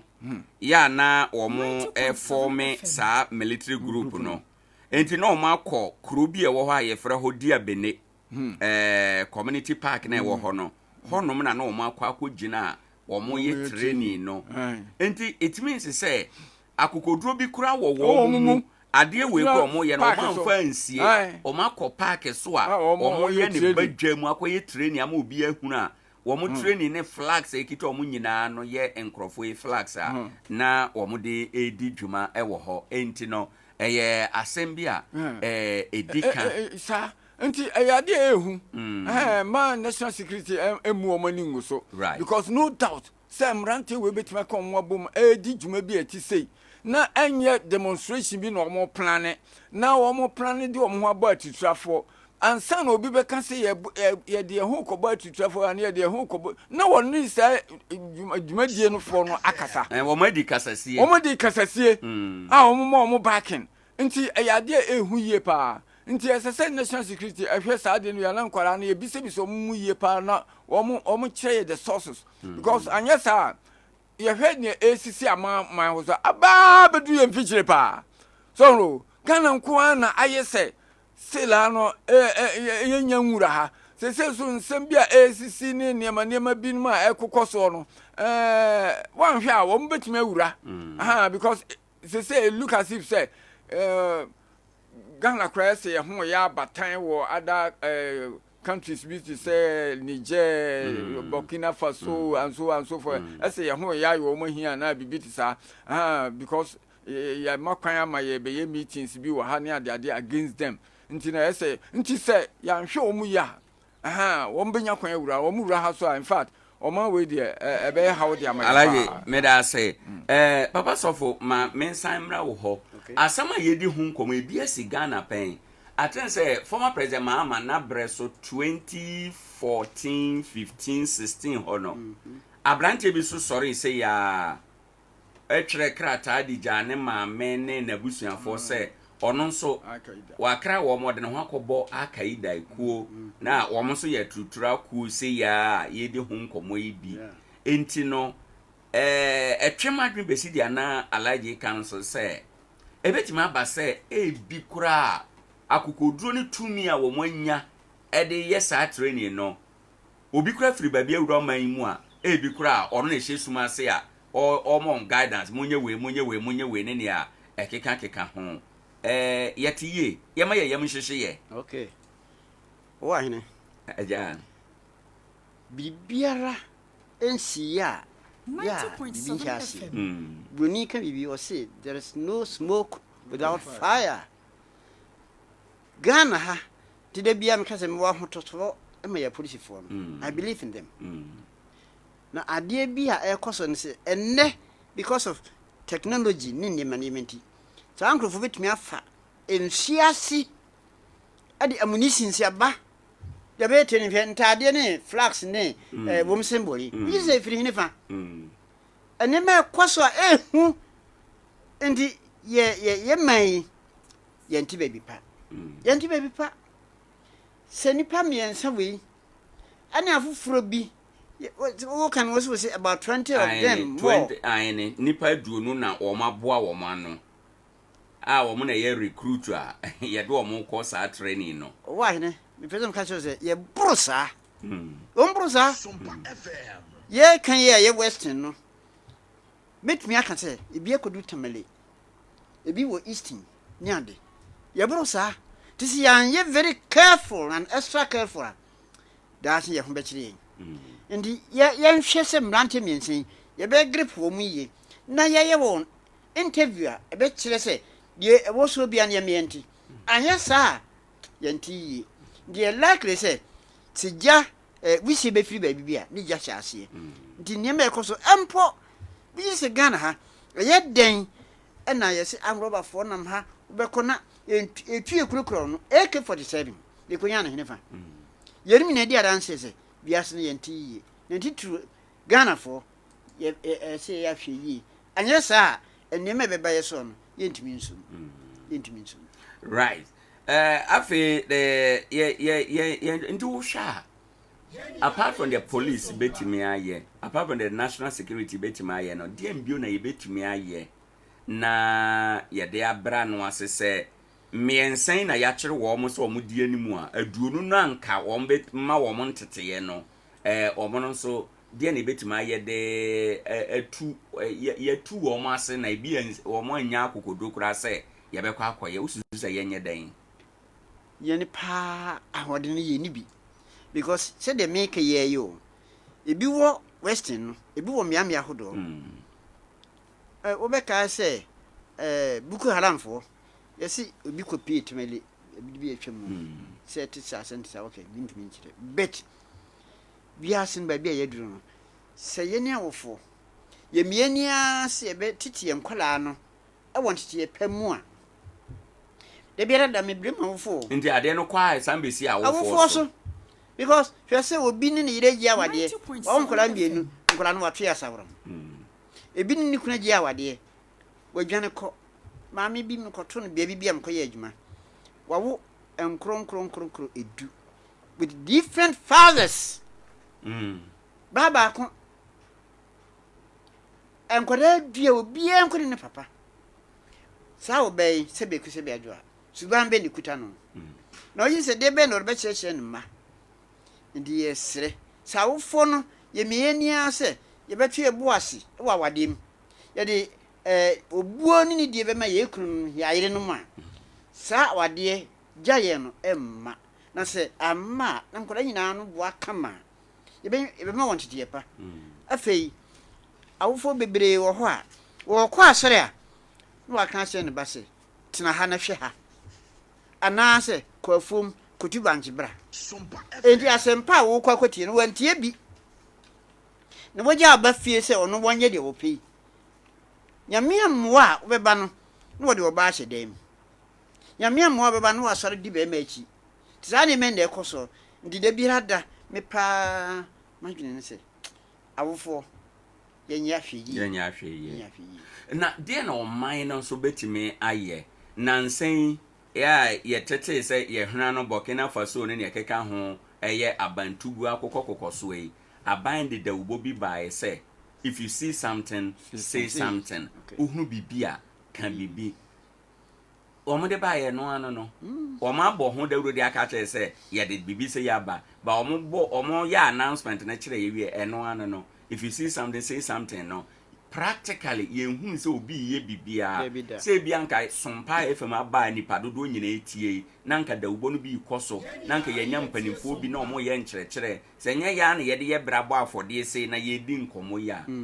mente sa aban adwuma bi e bo sa dawuro yi osusu sa aban na nkasa die na ese oye e de kyerɛkyerɛ mabunu sa awofo no di ehwammo mpo a die na aban no betimi aye e de aso hwammo na awofo adi ye no ano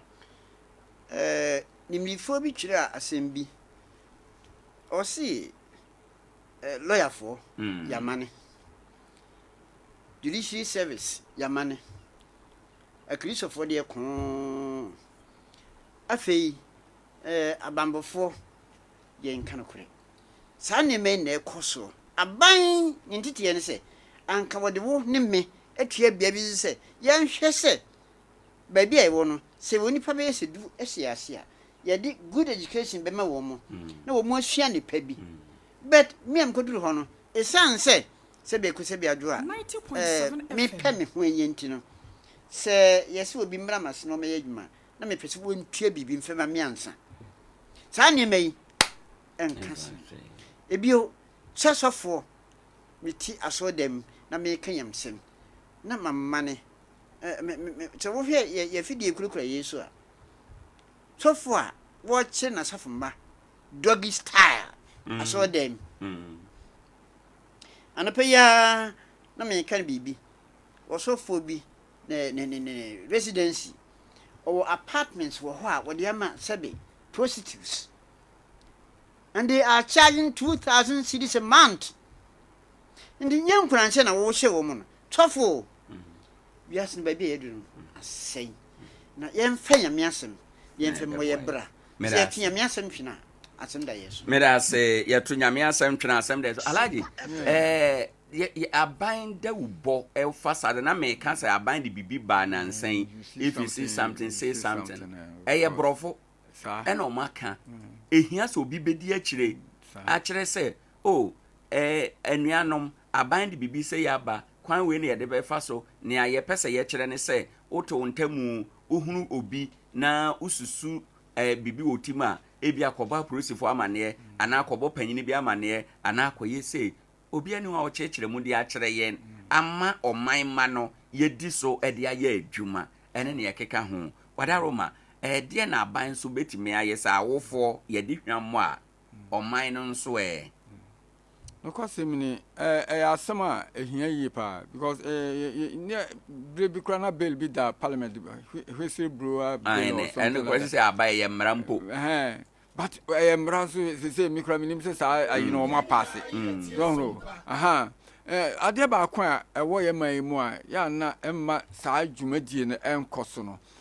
empem bebre no obi betimi aka say hey manafo wo huna kamano tum o ko kan echina na udin da abonten se wona akokan enti obi hunu kro obi bebo no because a reality so because they say minyi ni say san kwala we mu she dwumadi ase ni atimi agada mrante be 20 aka ho na obi ante wo mo kan hunu ne wo mo ye obi a suspect obi hunu ne wo mo ye nipa na hunu say de na osofoka say they are more than 20 until say who deal with them na wan hwe ya be free wawra because look as if say nipa na wo kobo na mane no onye ready so be protect you onu akra no be onin crofon be kika bom because ani yeka so omo backing omo nipa bia omo di omo chi ansa na wo be di dwumadie bia chi say na okuta sika nti say ya che omo sa na omo di sika wurawuram ni adade a wo betimi ama bambofo na omo che omo kra kire say nipa sunesi na be kan mo asem eba na sa no kwasem eno nti na ma sa be no ya pass kra me minim say ya pass no so you see something say something no minia nka ye kase ye de ye adwuma pa nka na nya omo mfirifiem nkwada no sebe omo ti wuram ene ya geda omo frafiem omo firi ya fie ye ofase no ne ye manoma so no eden no omo tu sa na ma we ni e bekase kro na na so oman na ba bia omo te no obi animu sebe ni papa akopɛ kra no o fa suban bi to ho so anaju de sum na wudi dwuma bia at least nipa nim se papa we ana brante we anaju bi sabre we wata sore pa nipa be hu ante se wagada nipa be 20 ana odi omu di dwuma ye hu enti no kwasem na ade se ye hwe ne se saa ayino say if you see something say something and we see bro bill na adade na ebe ye adwuma ye pa de a ye sere ye security services no so be the information be bro ma o mun keep no secret right because how many did a ani de entimi nkosihwe yeda ase bebre yewra chief imam Alhaji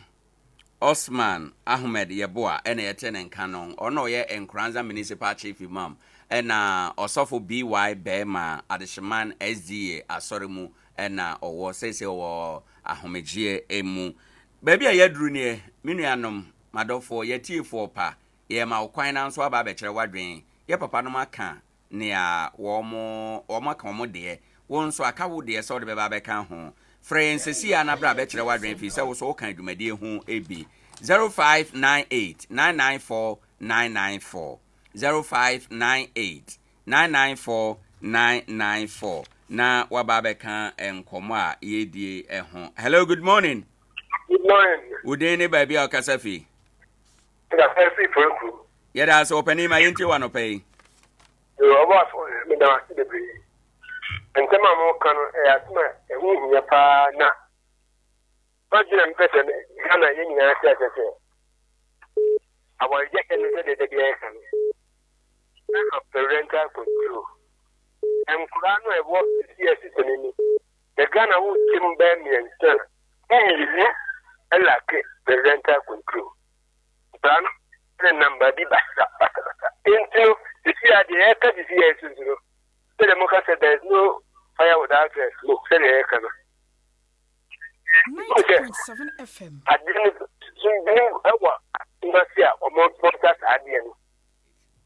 At presenting a better than her.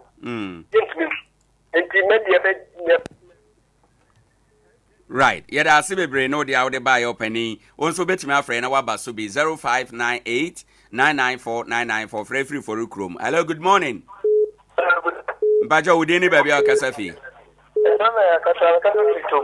My into opening. Ayo, asoma okano. Asoma ada wakwa pa na amand ya ba se unu bi aka na political asem bi kura wo mu a wo pati wa kama wo kama na wo ta man because it was good Sompa what one must find a bit to every na I don't know the back one of could come up to you I got to do a one of the one of the just one I now right. Yeah, I see Bebre eno the other by 0598994994. Now Wabawura and Komo. Good morning. Hello, good morning. Good evening. Yeah, I see me into opening. Clinton, Nkoranza Health Center. Me I say me into Clinton. Suffer Bema Castle, you know, the fire. I say there is no smoke without fire. I'm saying, Yama, you money up for Navy for Air Force for police for the best. Say you could as you might. You know, you might be saying air for back. The best say almost almost 10 some son of a fat or you need for Abba. Again, Machia, a Pavne, Milliaba, a Piazza and Base here. Yeah, Sibebre 0598994994. Oh boy, Ra and Komwemu. Good morning. Yeah, good morning. Would any baby a Kasafi? Yeah, that's my intio. Sorry. 0598994994. Na Wura and Komwemu. 0598994994. Good morning. Would any baby a Kasafi?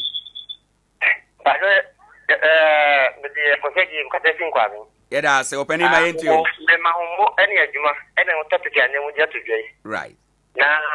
you make a crack. Ghana, I never acquire having parties at Joa and my you for now. And I will give you a party wing night and cost of for my. Right. Because I get another word, matter of ya. Engineer is a walk away then. I was animal way. The Cabria, you could Libya, Martin Repair, you could Libya, but Pia when you want. And you want to go to Chrono, and I know you be bonnet. Here again, I can see a man paying for no more fine and make Mamma and Munak Animal Winners, Ganyas Adea. I did Yahweh any as a troniba. May I say, hello, good morning. Good morning. Would anybody be a Casafin to you?